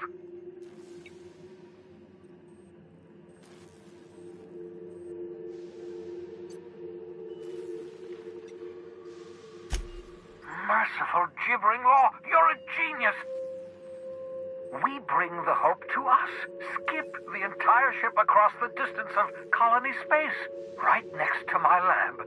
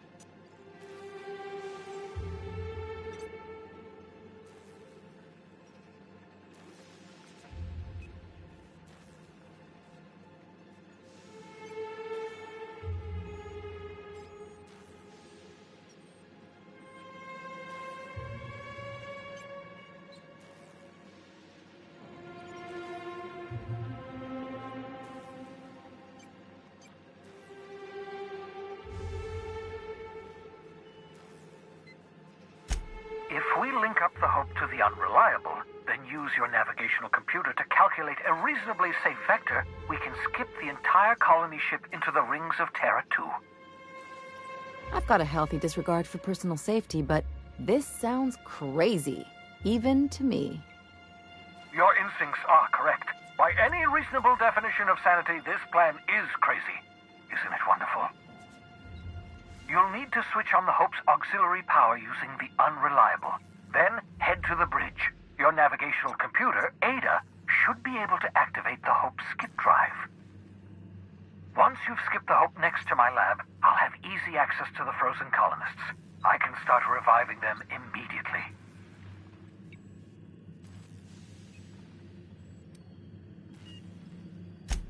Certainly. How can I help?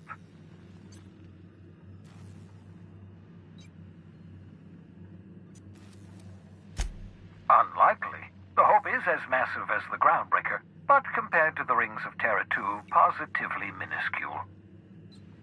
The board might notice, possibly, depending on the position of their heads relative to the depth of their collective posteriors.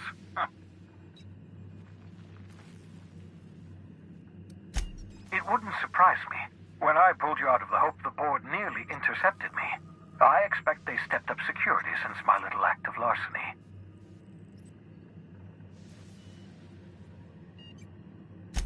I know you're wondering why I'm doing all this. Why I believe the people on the Hope are the answer to the colony's problems. The Hope is carrying some of humanity's most brilliant thinkers, scientists, engineers, experts in their field. If we work together, we can still find a way to save Halcyon. The board would have us believe Halcyon is beyond saving. I choose to believe otherwise. If there's even the slightest chance we can save Halcyon from oblivion, then we have to take it. Certainly. How can I help?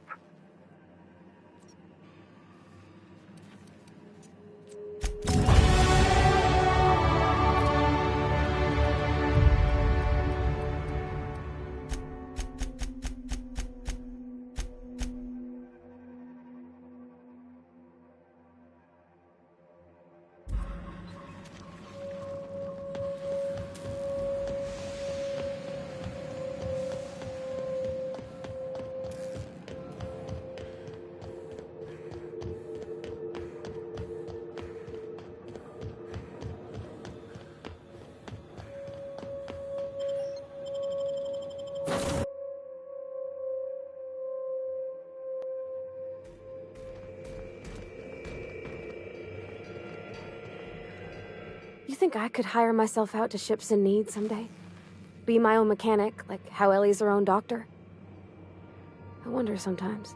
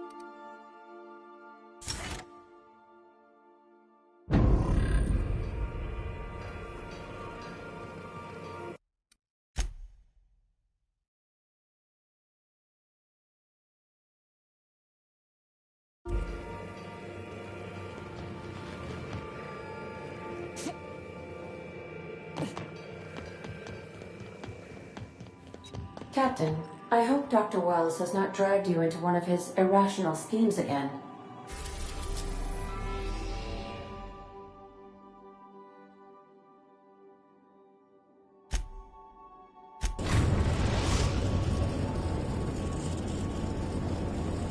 We have arrived at the Hope. I need you to reroute power from our ship to the Hope's auxiliary generator. You'll have to connect me to the Hope's comm system so I can convince her central computer to enable the skip drive.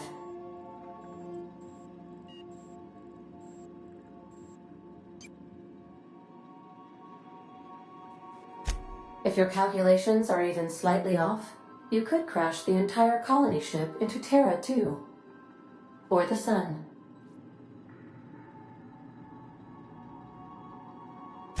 I must recommend you leave the calculations up to me, Captain.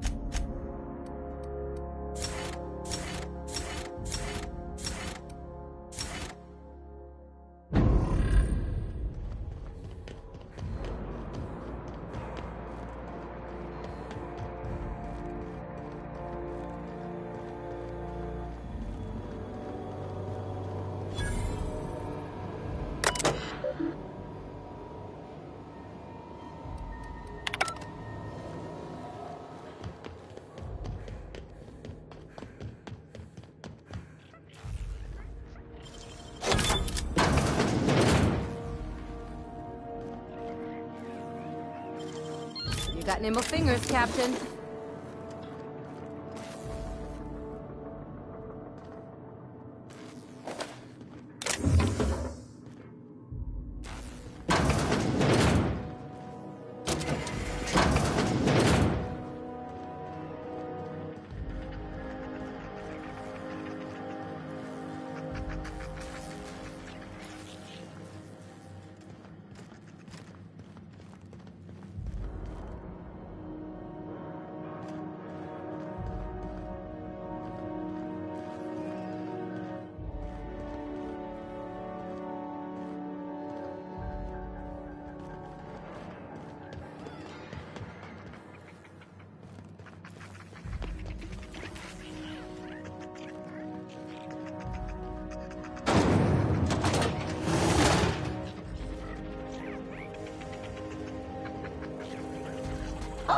Incoming, Captain!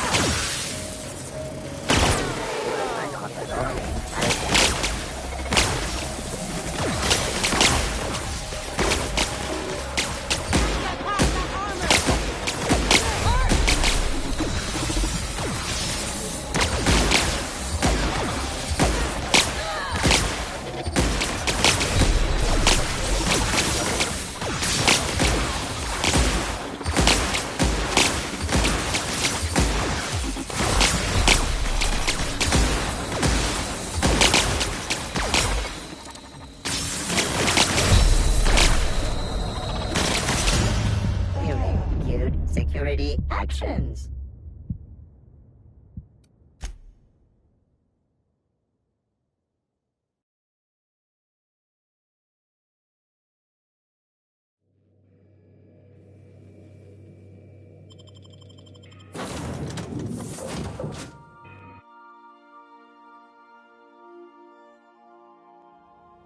So, sneak onto a lost colony ship and skip it across the system? What could go wrong?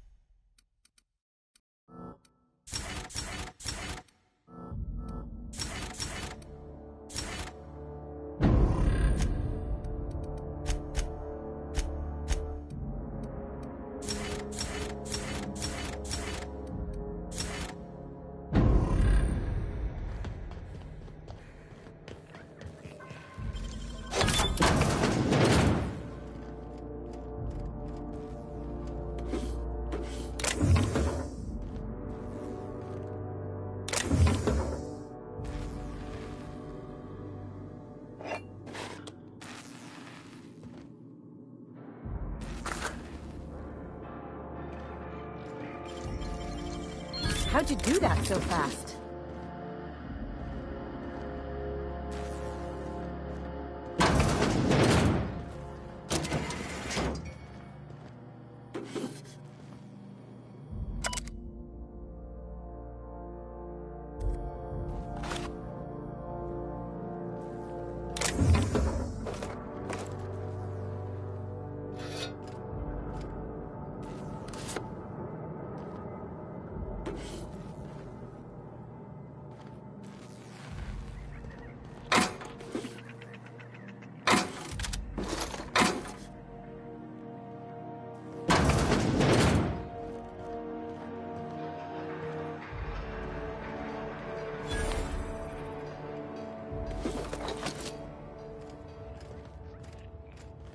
Welcome aboard, Captain.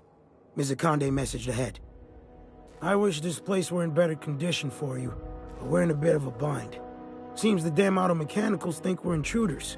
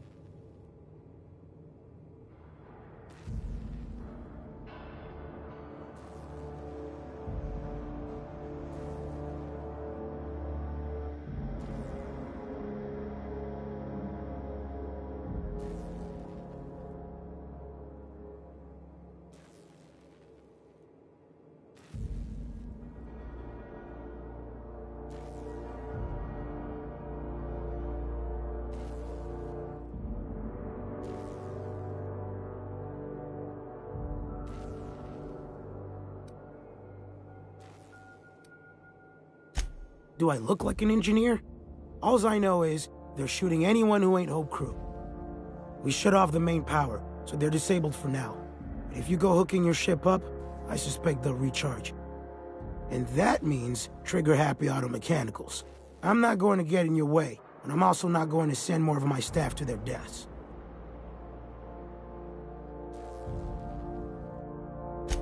We tried that. Didn't work. Something about our faces not matching up. We stored what cards we could find in the badge station to my right, but it's locked off. Can't just hand over Hope property. Sorry.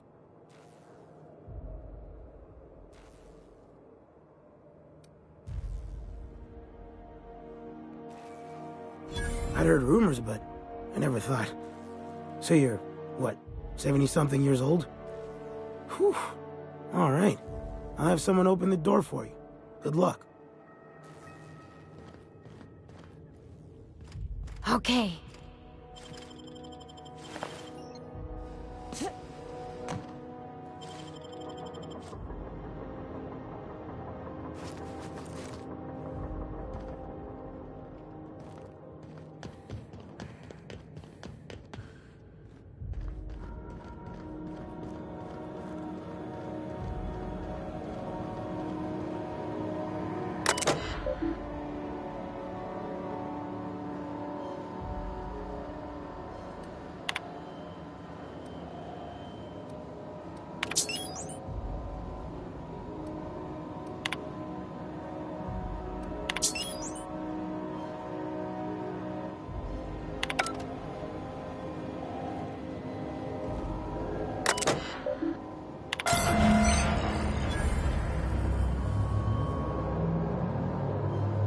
Let's hope we don't have to run in a hurry.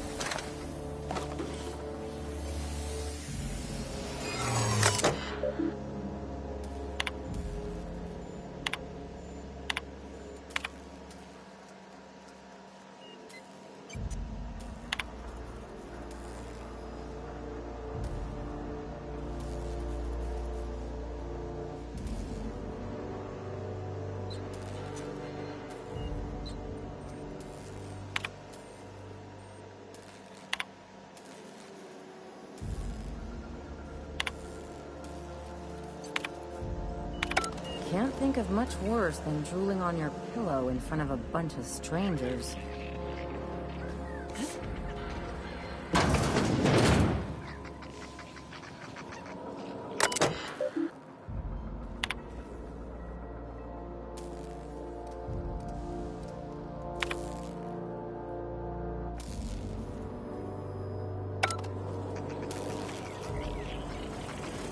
Sister investigating trespasser error.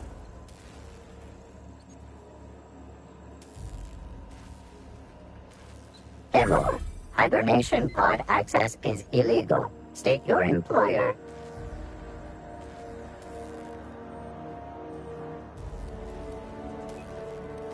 Registered.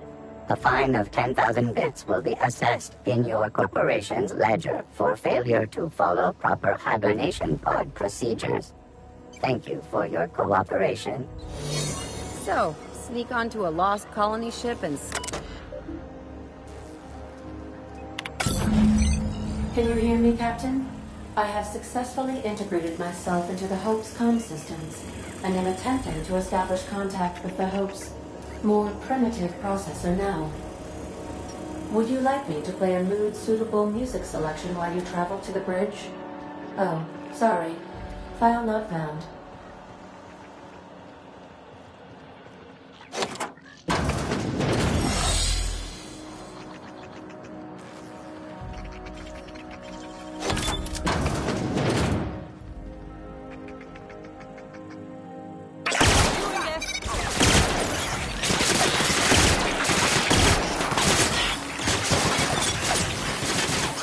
Should we assign Sam for a cleanup? That does it. I'm never ever getting in one of those pods.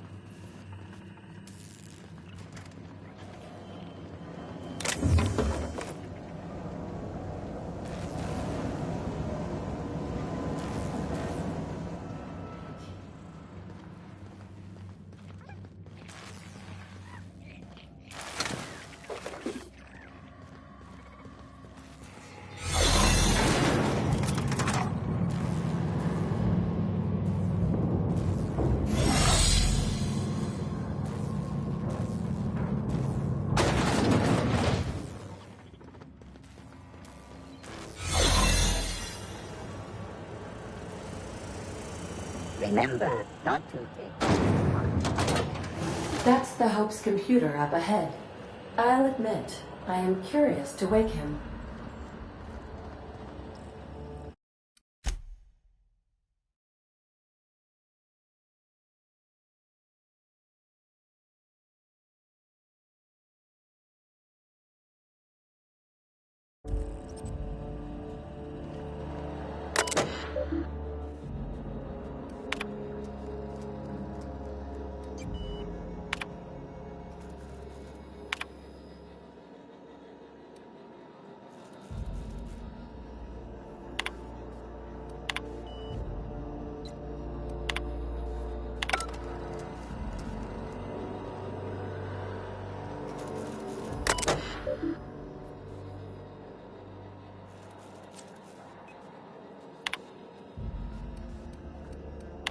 Greetings, Captain. I am speaking to you through the Hope's computer system.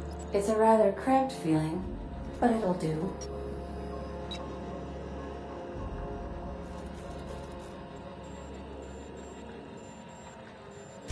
Certainly. You may skip the Hope to Tartarus, as you were instructed to by the adjutant.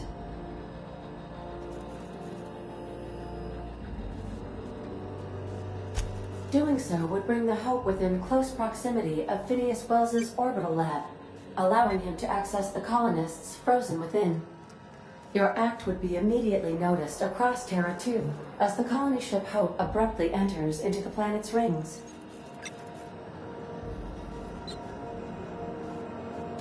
Are you sure? That is extremely dangerous. Skipping the Hope will void the warranty on the skip drive. And also potentially kill an entire planet. How is my humor now, Captain? Improved?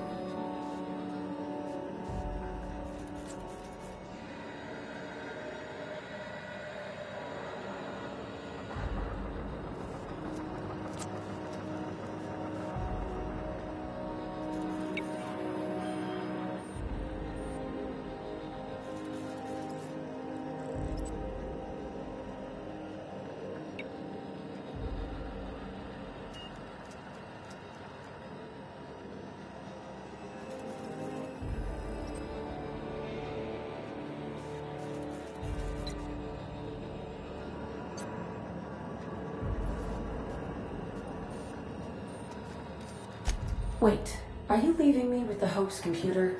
You have no idea what it's like to converse with him.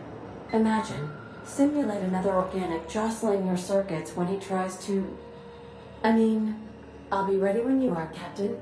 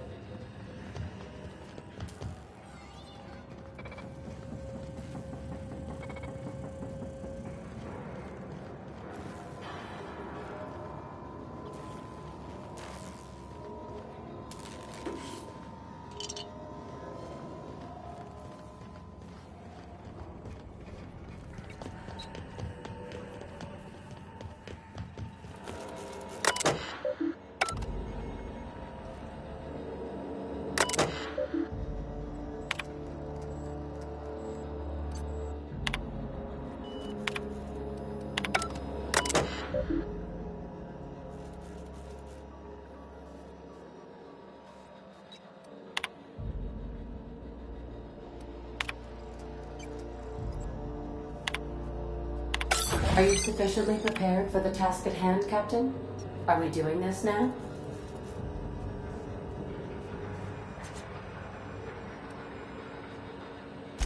Are you sure? That is extremely dangerous. Skipping the Hope will void the warranty on the skip drive. And also potentially kill an entire planet. How is my humor now, Captain? Improved? Jump-starting the skip drive. Destination set to the rings of Terra 2. I wouldn't advise that, Captain. Oh no. Captain, don't do this. I ain't dying on a fucking ship. I wanna die in the dirt like we're meant to.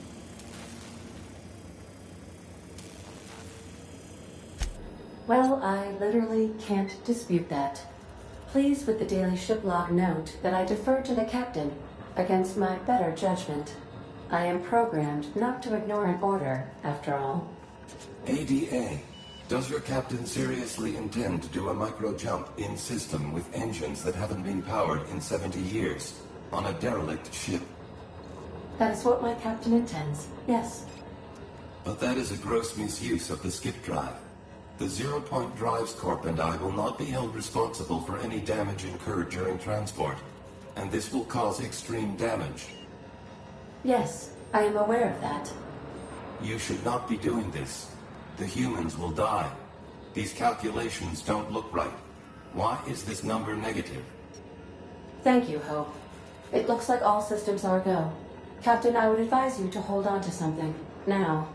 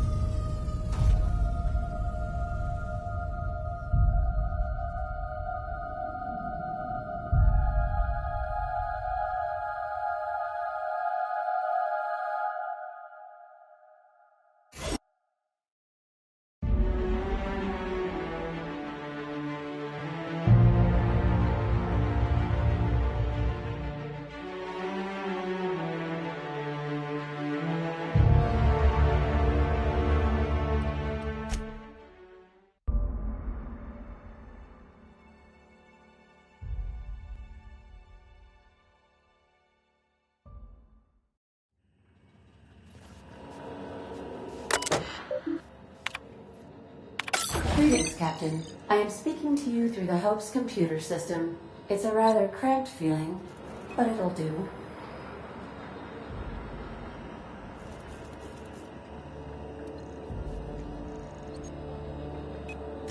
Are you sure? That is extremely dangerous. Skipping the Hope will void the warranty on the skip drive. And also potentially kill an entire planet. How is my humor now, Captain? Improved?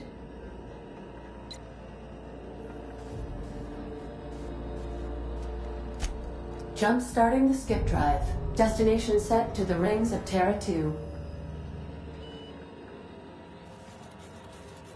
In case I don't get another chance to say it, it's been interesting, Captain.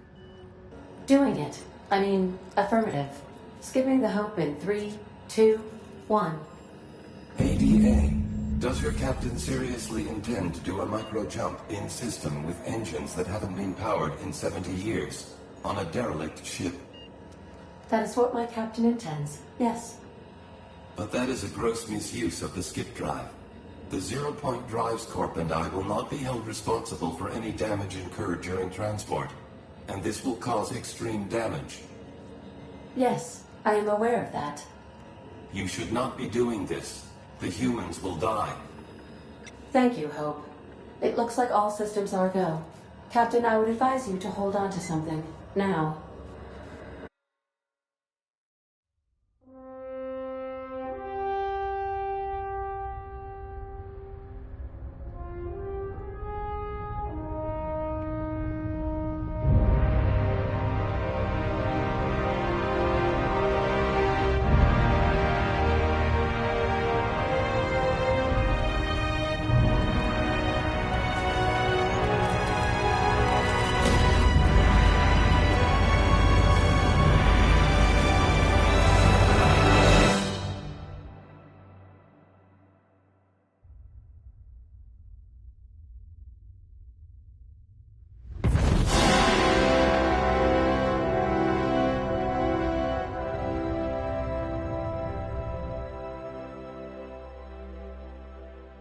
Oh, good.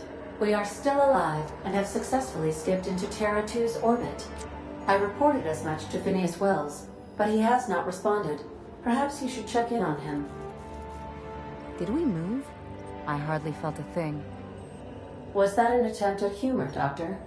Certain levels of drollness are difficult for me to discern.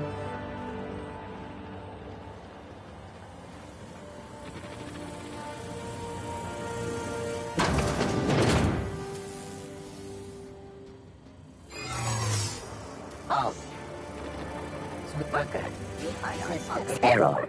Hope crew data not found. Identify yourself. Error. Paradox protection protocols have prevented me from registering your stated identification. Please report to your nearest mechanical engineer. Error. Paradox prevention has temporarily disabled this unit's auditory processing. Thank you for your cooperation. Worker.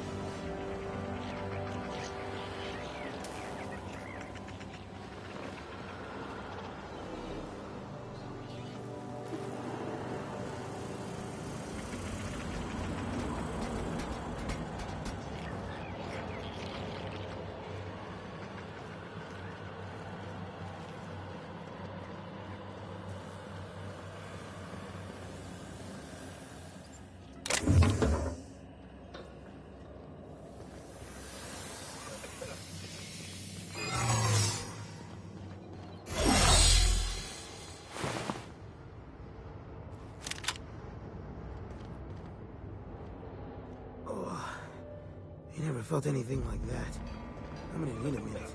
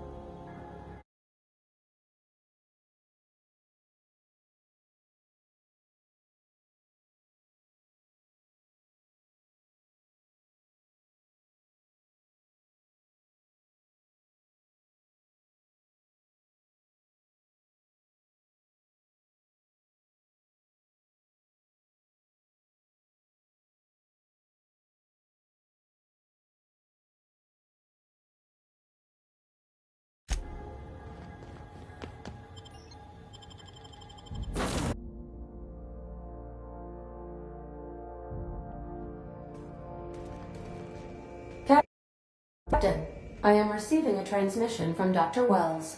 The transmission is marked with priority status. Captain, I shall now play the transmission I received from Dr. Wells. Thank the Lord you warned me. I was able to get some defenses up, but they might not be enough. The board has sent some serious firepower to pry me out of here.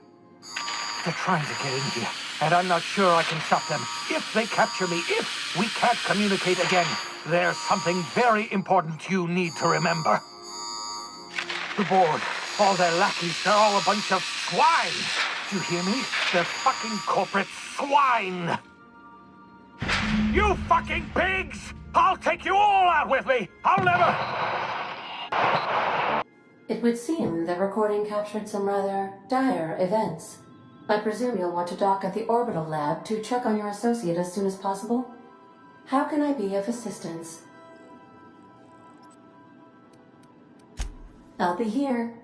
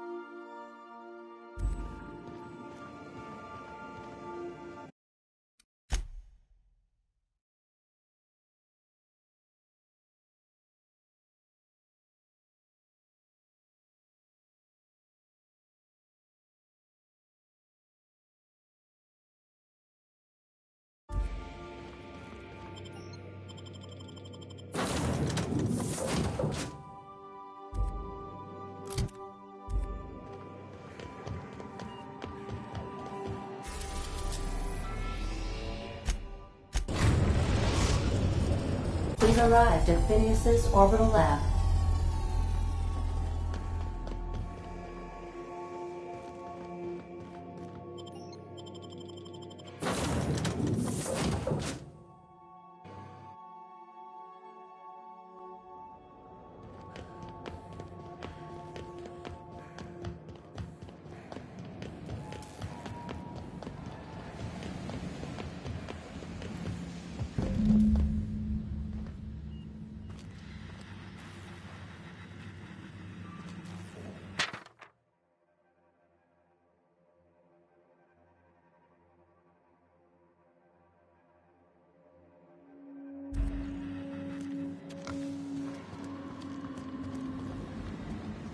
Make him regret it!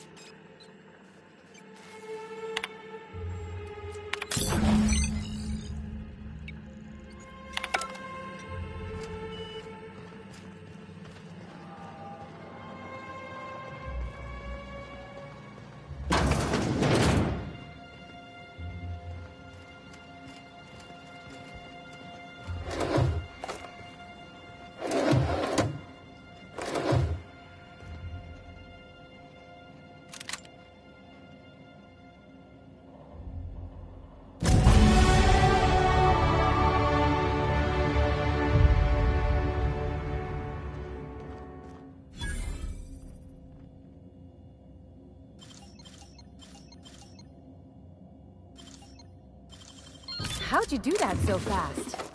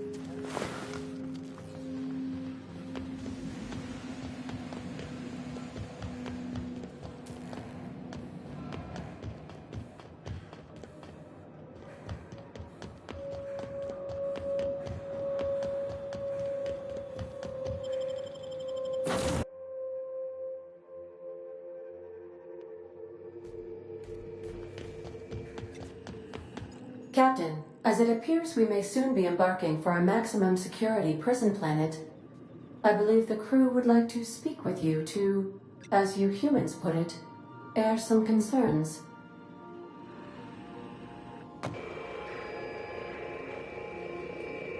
So, Phineas got himself taken to Tartarus. That's usually a one-way trip.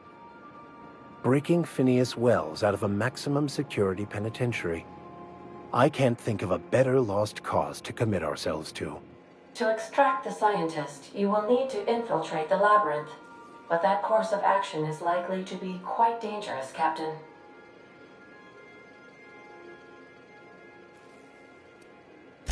Captain, come on. Even I've heard of the biggest prison the colony's ever seen. And on some occasions, I literally live under rocks. But since no one ever makes it out, this is all just speculation. The armed surveillance protocols on a maximum security prison planet are highly sophisticated. As such, escapes are historically quite impossible and deadly. I am programmed to warn you whenever you exhibit inclinations toward risky behavior. Breaking into Tartarus will not be easy. Getting in is the simple part. It's getting out again that's the trouble. Trust me, I know. Let's just do it. Kick down some doors, grab Doc Wells, and cut a path out. We don't need a plan. We got guns. If you really mean to do this, you should see to your final affairs and close out any unfinished business. Once you sneak into Tartarus, you may be there a while. Or permanently.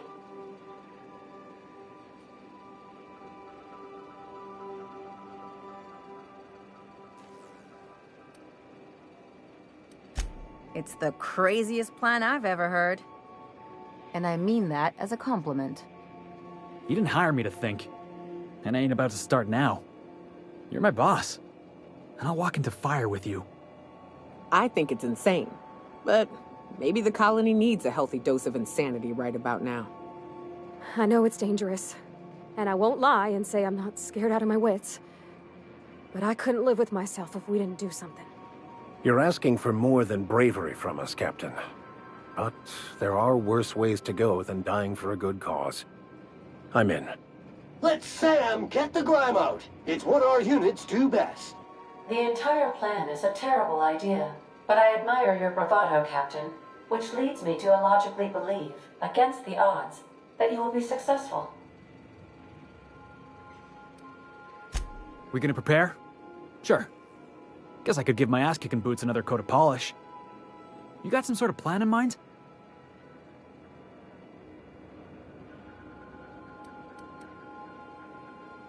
Don't worry about the planning, Captain. I'll begin a search for your replacement shortly after we land.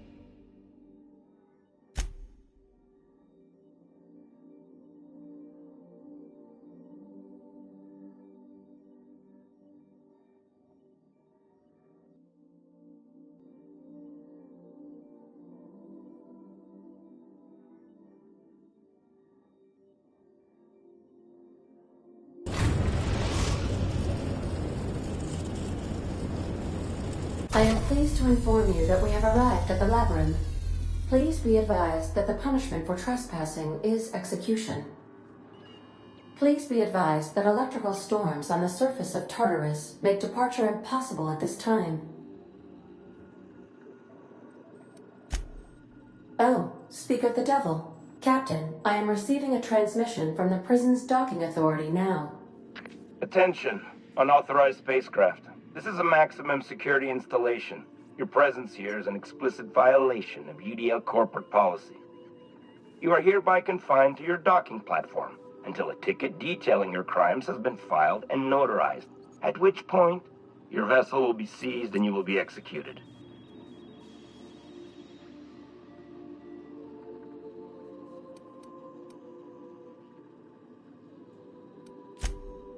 I'm sorry, you people?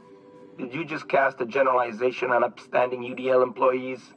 That's a fine of 200 bits. You're up to 5,708, not including the cost of your execution and the disposal of your remains, which will be assessed posthumously.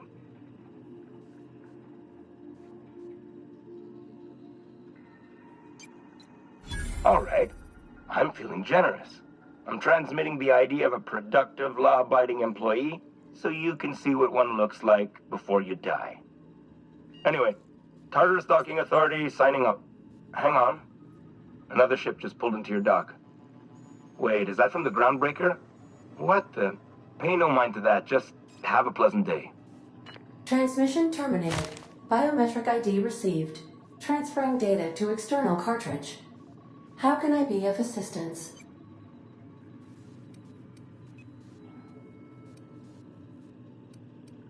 May luck be with you.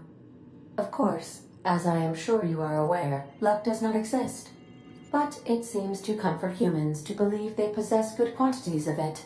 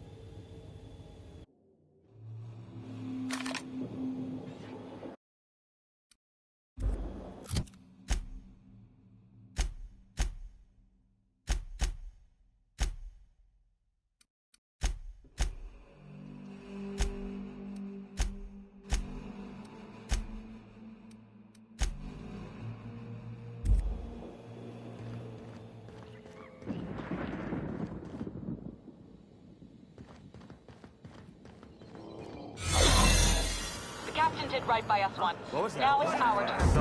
The board will never own groundbreakers. Not while I breathe. Push on, Mardat.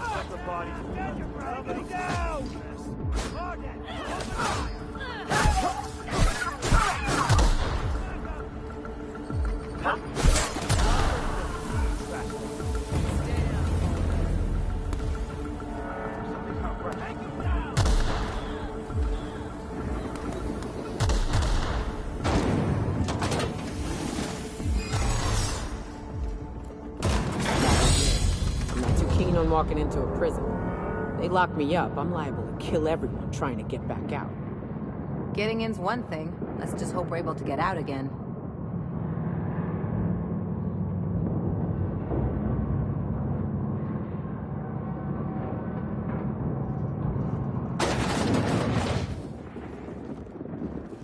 Whew. We have a lot of shooting to do, Captain.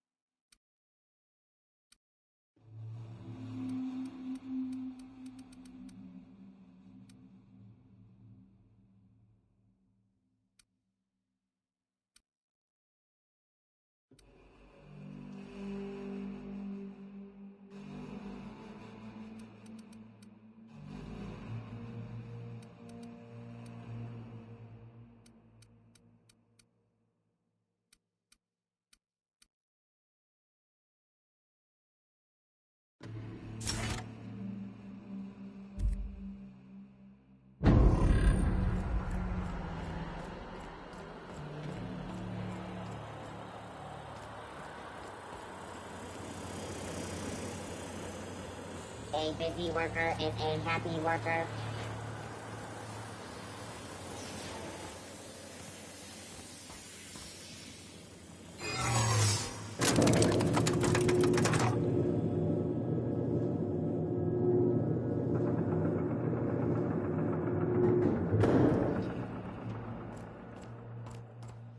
Let's go, troops. Stellar Base counting on us. I'm switching back.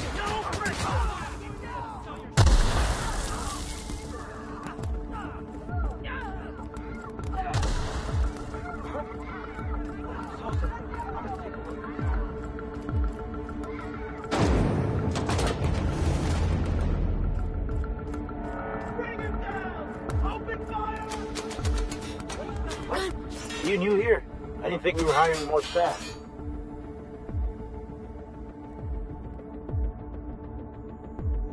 Oh, that's great.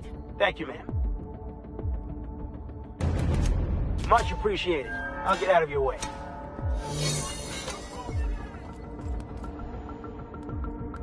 Your execution brought to you by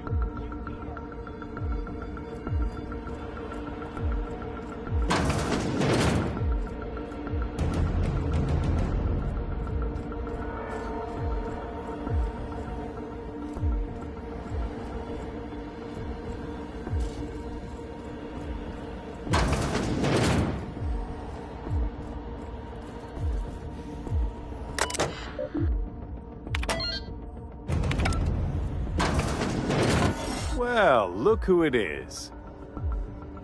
I'll be damned. I was prepping the studio for our announcement, and here you are as a bonus. Ah, and the wayward doctor. Are you about done with your escapades? We have faces that need lifting, after all. These days, I'm more interested in breaking them. Wouldn't mind taking a swing at yours. Ah, I knew I smelled Monarch when you lot walked in. The stench of sulfur, depression, and desperate bravado is unmistakable. Keep talking, and you'll be smelling iron. Ain't nobody so important I won't put a bullet in. When you go off and get yourself shot, try to avoid taking one to the face. I'll want it recognizable to show to my citizens.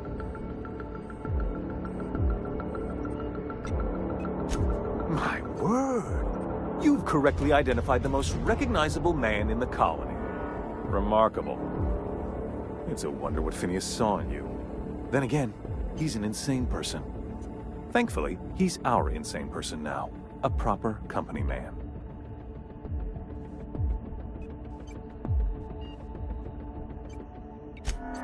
Yes, he is an extraordinarily obstinate fellow, isn't he? Fine, he isn't working for us per se. Semantics, he'll come around. But that's between us. As far as my adoring citizens will know, we've turned a dangerous crackpot into a working-class man. It's a miracle.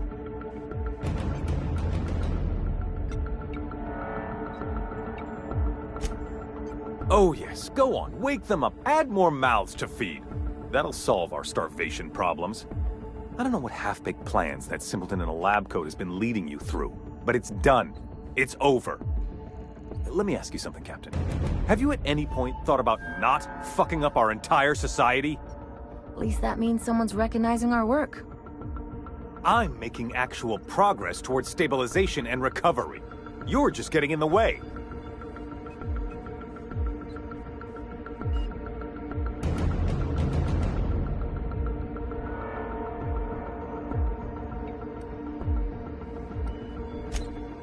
If I and my people can ride it out in luxury and happiness, yes, I would. I don't know if you've noticed, Captain, but Halcyon's pretty much a lost cause.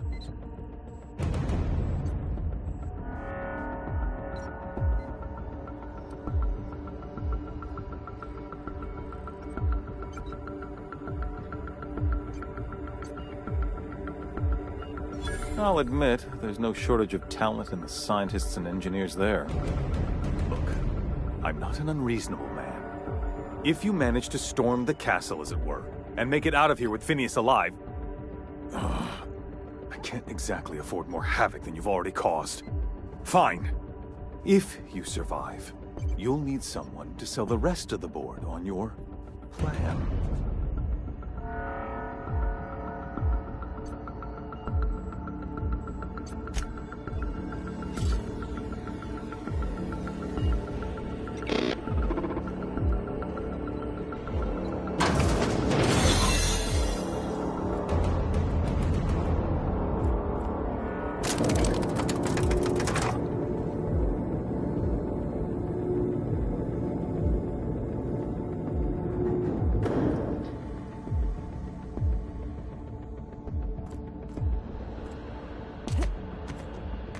All right, MSI.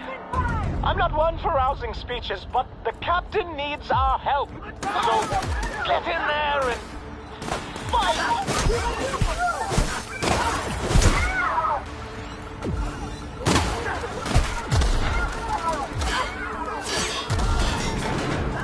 This is it, huh? Take a breath now, folks.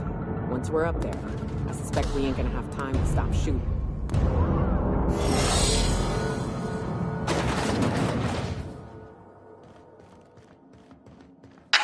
Captain, you have an uncanny talent for complicating my life.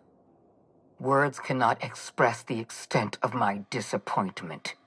We had a plan. All you had to do was skip the Hope to Tartarus, as I asked. You've disrupted the balance of power. You've upset the natural order of things. You've introduced uncertainty, and there is nothing I despise more than uncertainty.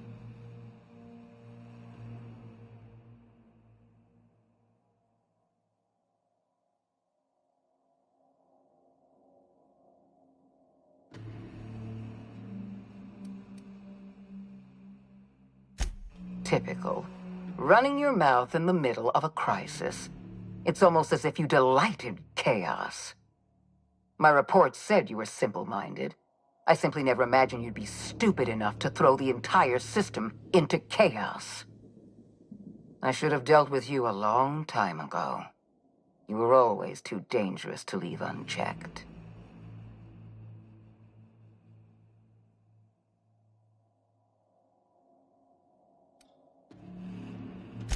I was intrigued by your potential. I believed I could rely on you to help me save Halcyon. I was wrong. Leaving you alive was my greatest mistake, but it is a mistake I intend to correct. I have Dr. Wells in my custody. Once I've secured his cooperation, I can move forward with the program. I can repair the damage you've done. I can set things right.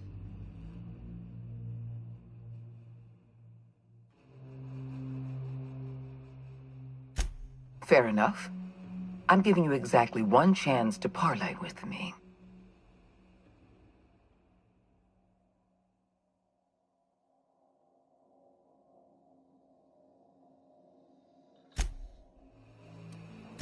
This prison is equipped with an automechanical warden.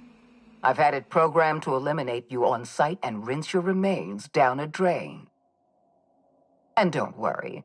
I will inform Dr. Wells that you died heroically, or something.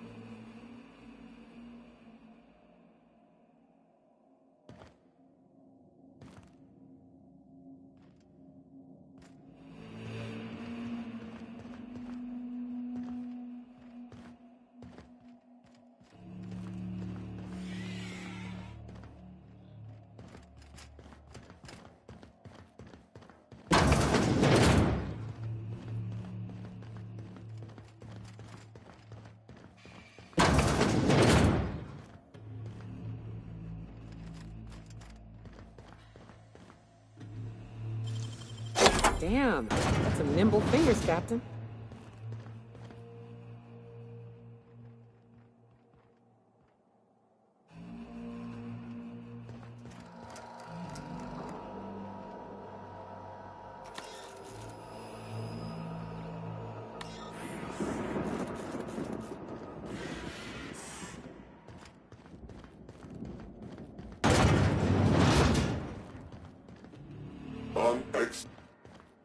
They got the drop on me.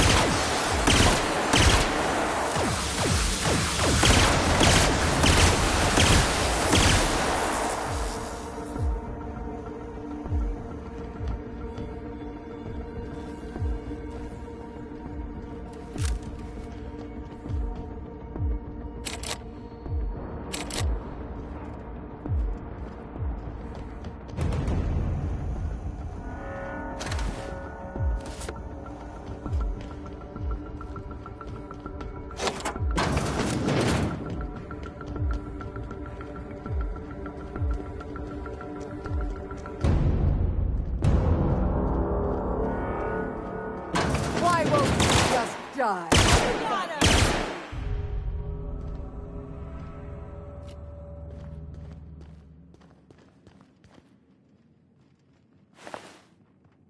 Get me out of here!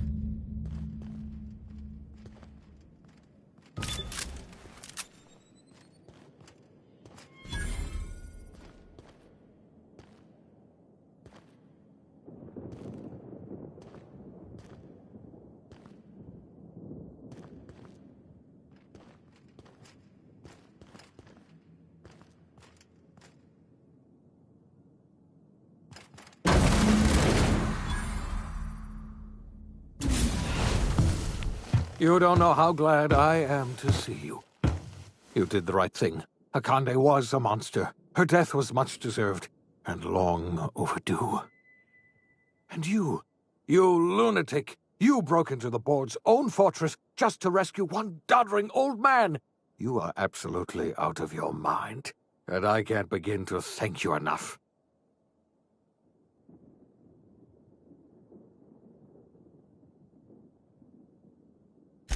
I'm all right, thanks to you. Akande wanted my cooperation. I'm quite sure she would have beaten it out of me if you hadn't arrived. You've broken the board's stranglehold on this colony, and you saved my life. But there's still so much we have yet to accomplish. You and I are going to have to work harder than ever to save Halcyon. I'm afraid the situation is far worse than any of us ever anticipated.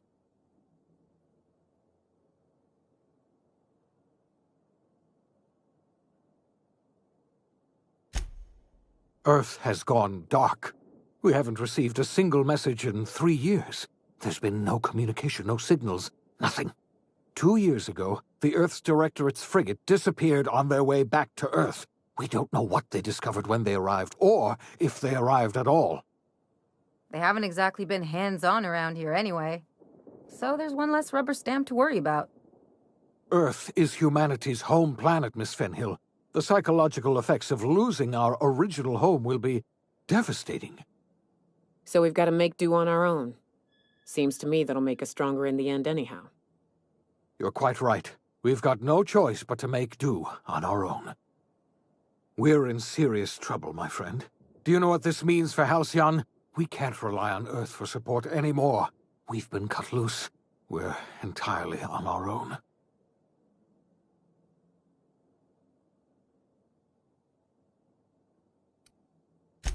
Yes, certainly. I'll help however I can. I don't know what happened, but something must have gone horribly wrong. I don't know why Earth's gone silent. I don't even know if Earth exists anymore. We have no connection back to Earth, and return is likely impossible. We're completely alone out here. I heard it from Akande herself. She tried to pressure me into joining her side, you see. Tried to make me realize that all hope is lost, and that we are alone. She was half right. We are alone, and we're going to have to fend for ourselves, because there's no telling what's happened to Earth. You might have heard of the Earth Directorate's frigate. Half the colony's entire military was on that ship. They were returning to Earth when they vanished without a trace. That was 2 years ago. We haven't heard a word from them since. Whatever happened to Earth likely happened to them.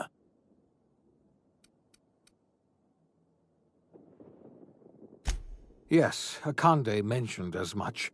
Earth hasn't sent us a single message in 3 years. No one knows why. Akande had kept the truth to herself, perhaps with good reason. Can you imagine what would have happened if word got out? We'd have utter pandemonium. I wasn't trying to hide the truth from you, but after all you've done, I owe you an explanation. Yes, I experimented on the Hope's colonists. Each of my experiments ended in catastrophic failure. Each of my subjects died in agony. You are my first and only success. I didn't tell you about the others because I didn't want to burden you. My failures are my own to bear, not yours.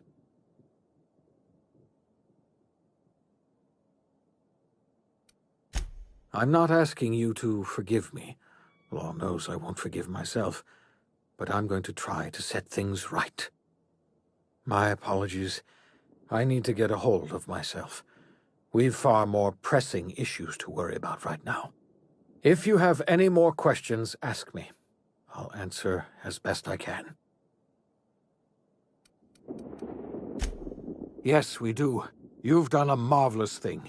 You've succeeded where anyone else would have failed, including me. We must begin the revival process immediately, starting with the Hope's brightest minds, and then we're going to fix this damn colony, one problem at a time. We're going to need a leader, and I can't imagine a better person for the job than you. What do you say, old friend? Will you help us?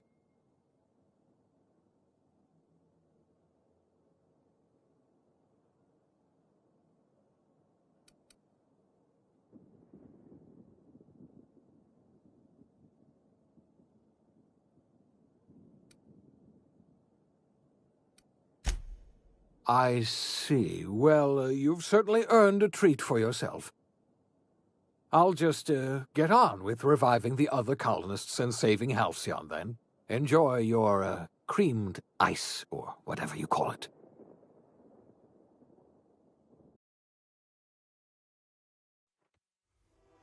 The OSI teaches that everything in the universe happens according to the grand plan. But the stranger that arrived in Halcyon was an unplanned variable. From the moment he landed in Emerald Vale, his actions altered the course of history. The events on Tartarus brought about the end of the board's authority. But the board's mistakes would haunt the colony for decades to come. The damage they left behind would require the work of a generation to repair. Dr. Phineas Wells began reviving a handful of the Hope's colonists. Engineers, scientists, technicians, and intellectuals.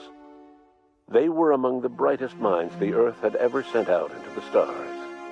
The Hope scientists and engineers woke up in a colony descending headlong into total collapse. With no way to return to Earth, they had no choice but to band together and devote themselves to the cause of saving Halcyon. The people of Halcyon were nothing if not hardy. In the absence of the board's authority, many of the colony's settlements banded together with a single purpose in mind: survival. Life was especially hard in the years to come. Some towns dissolved by attrition and starvation, but most of them found a way to carry on. In the years to come, Halcyon was forced to reckon with its newfound freedom. The board was gone, and for better or worse, the colony was responsible for its own destiny. Between MSI's worker-centric policies and the iconoclast's manpower, Sanjar and Zora were able to rally many of the Terra 2 townships to their cause. MSI's workforce swelled, and the iconoclasts enjoyed a significant surge in their ranks. The board was too distracted by infighting and internal politics to stop MSI from becoming a powerful corporation and a refuge for townships that might have fallen through the cracks. Consumed by paranoia, Lilia Hagen took Sublight Salvage in a controversial direction, openly accusing board officials of an extraterrestrial conspiracy. One day, an accident at the Groundbreaker's docking bay silenced her forever. Time would tell if her replacement could keep the Sublight family together. Over the years, the ruins of Edgewater caused irreversible environmental damage to the landscape of Emerald Vale, owing largely to the presence of toxic compounds in the town's building materials. As for Edgewater's former workers, their remains provided a source of nourishment for the region's fauna, leading to an explosion in the sprat population. Under the leadership of Junlei Tennyson, the Groundbreaker held firm against corporate influence. The ship's mechanical stability gave Junlei the time to educate a promising generation of engineers schooled in her family's traditions. The future of the Groundbreaker looks promising. The rediscovery of the Hope and the abandonment of the lifetime employment program forced Byzantium to come to terms with some uncomfortable realities about the state of Halcyon. While Byzantines were reluctant to surrender the luxuries they'd grown accustomed to, the board's diminished authority gave them little choice in the matter.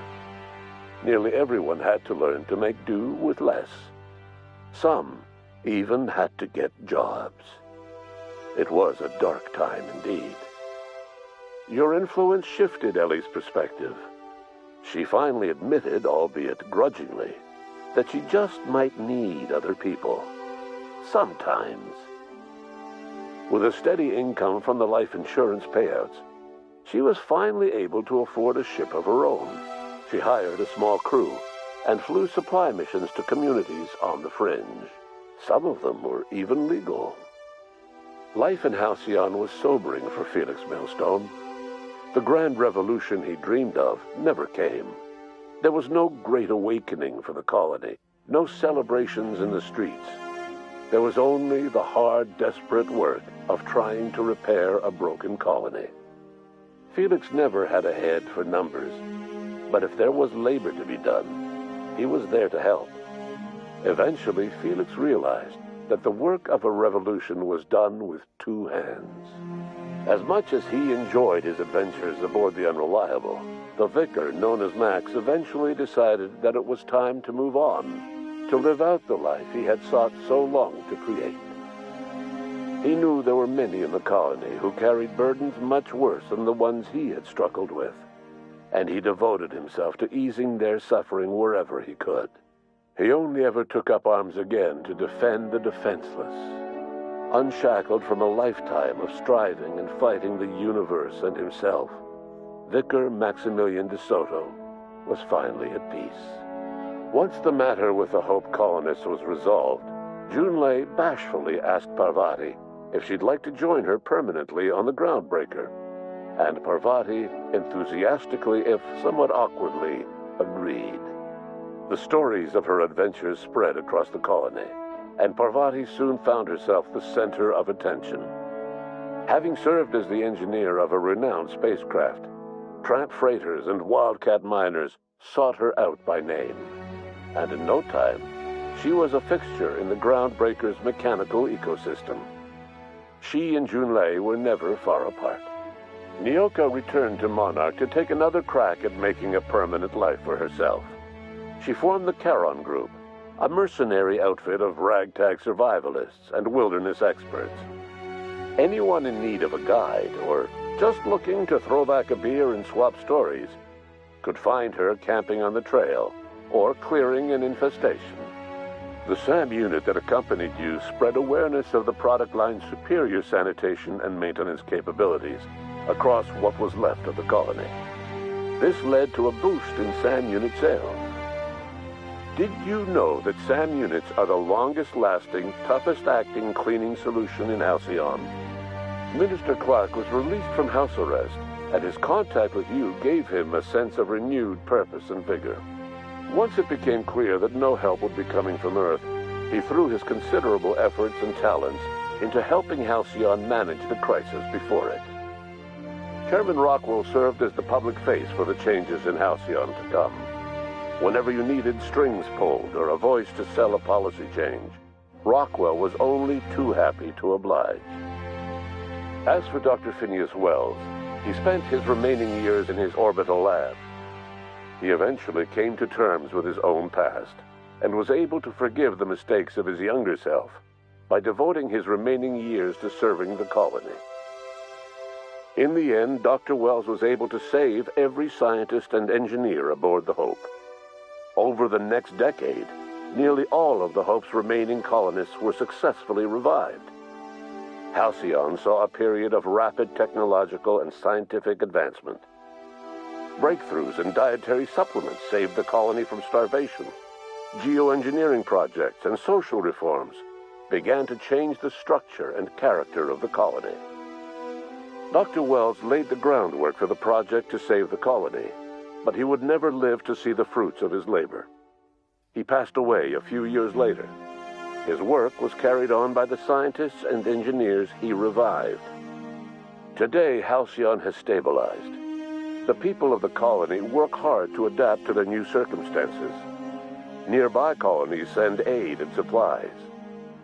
Life will never be easy in Halcyon, but for the first time in its history, there exists a sense of real, genuine hope about the future.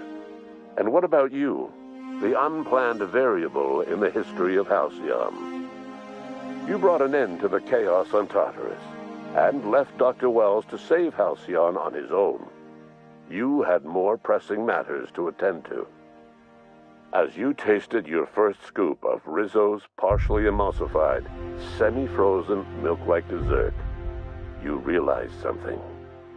All your troubles, all your adventures, all your struggles and choices, they had all led to this single moment. And it was all worth it. No one knows what's happened to Earth, and no one knows what the future has in store for Halcyon.